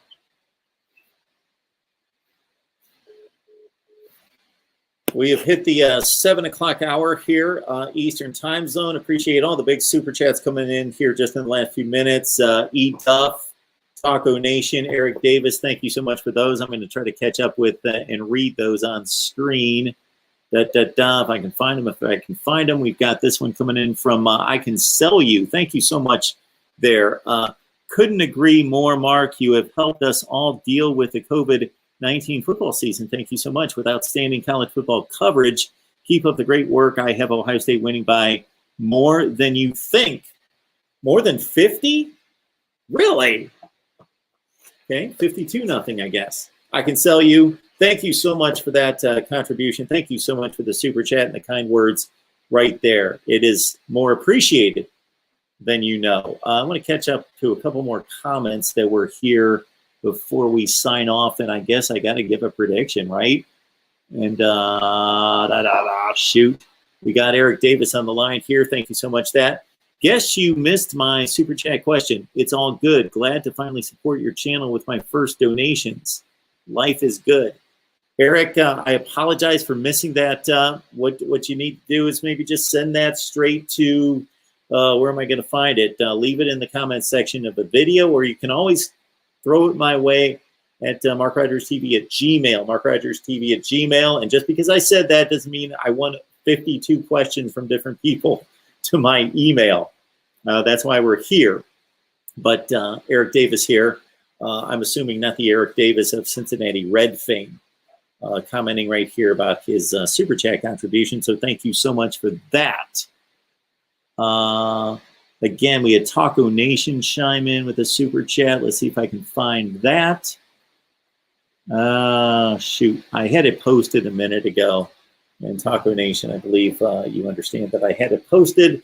But at a certain point, the scroll that I have with all the comments from all of you, it continues to scroll. I can only go back so far. So thank you all so very, very, very much, as I heard a famous singer say recently, for your support and being here. I guess I got to make a prediction. I was starting to give my big, enormous matchup breakdown, but I think I'll just cut to the chase. Alabama's been the best team in the country. Ohio State has shown that they can be the best team in the country. Nobody beats Clemson by 3 touchdowns, and that was a dominant performance. Can Ohio State match it? Can they summon up that type of that kind of spirit, that kind of drive, that kind of incentive and motivation? You would think that the national championship would be incentive and motivation enough. Ohio State's going to be hurt in the running game, as we see without Tyreek Smith, and especially Tommy Togiai. Nick Saban has been through this how many times to prepare, meaning a team for a college football playoff appearance, win that game, then 10 or 11 days later, turn around and play a national championship game. This is the first time that Ryan Day is facing that. I am basically stacking the deck with all the reasons why Alabama should win this game. I believe that their wide receiver core is arguably the best I've ever seen in college football. I believe that Ohio State's secondary, and this does not play well, is the worst Ohio State secondary since Urban Meyer took over. That's going back 9 years. I can look at every Ohio State secondary since 2012 and make the argument that they're all better than this one. They all produced just loads of NFL players. This one may as well, but they're just not playing at that level. They shored it up against Clemson. They got a pass rush in the face of Trevor Lawrence. That was key, more so than the ends coming around to sack him, was pushing it in his face with Togiai and Haskell Garrett. That is going to be huge for Ohio State to get in Mac Jones' face. Najee Harris, we know to be an elite back. It's, again, this is another interesting facet of this being a splash that Ohio State's shown us versus what the body of work is for Alabama. And the splash for Ohio State has been Trey Sermon in the Big Ten championship game and in the playoff game versus what Najee Harris has done for years. Years! Despite all that, I just gave the case for Alabama to win this game. Ohio State's going to win the game, and it's going to be 42-37. And that score just came out of my mouth. It was not premeditated even 5 seconds ago. So there you go. Take it to the bank or don't take it anywhere. Put it in your back pocket would be probably wiser. But I am going to go against conventional thought and logic in this one because I went with conventional thought and logic a week ago. And sometimes teams just come together, and teams that have great talent and as much talent as the team on the other side are able to finish off what they have determined to accomplish.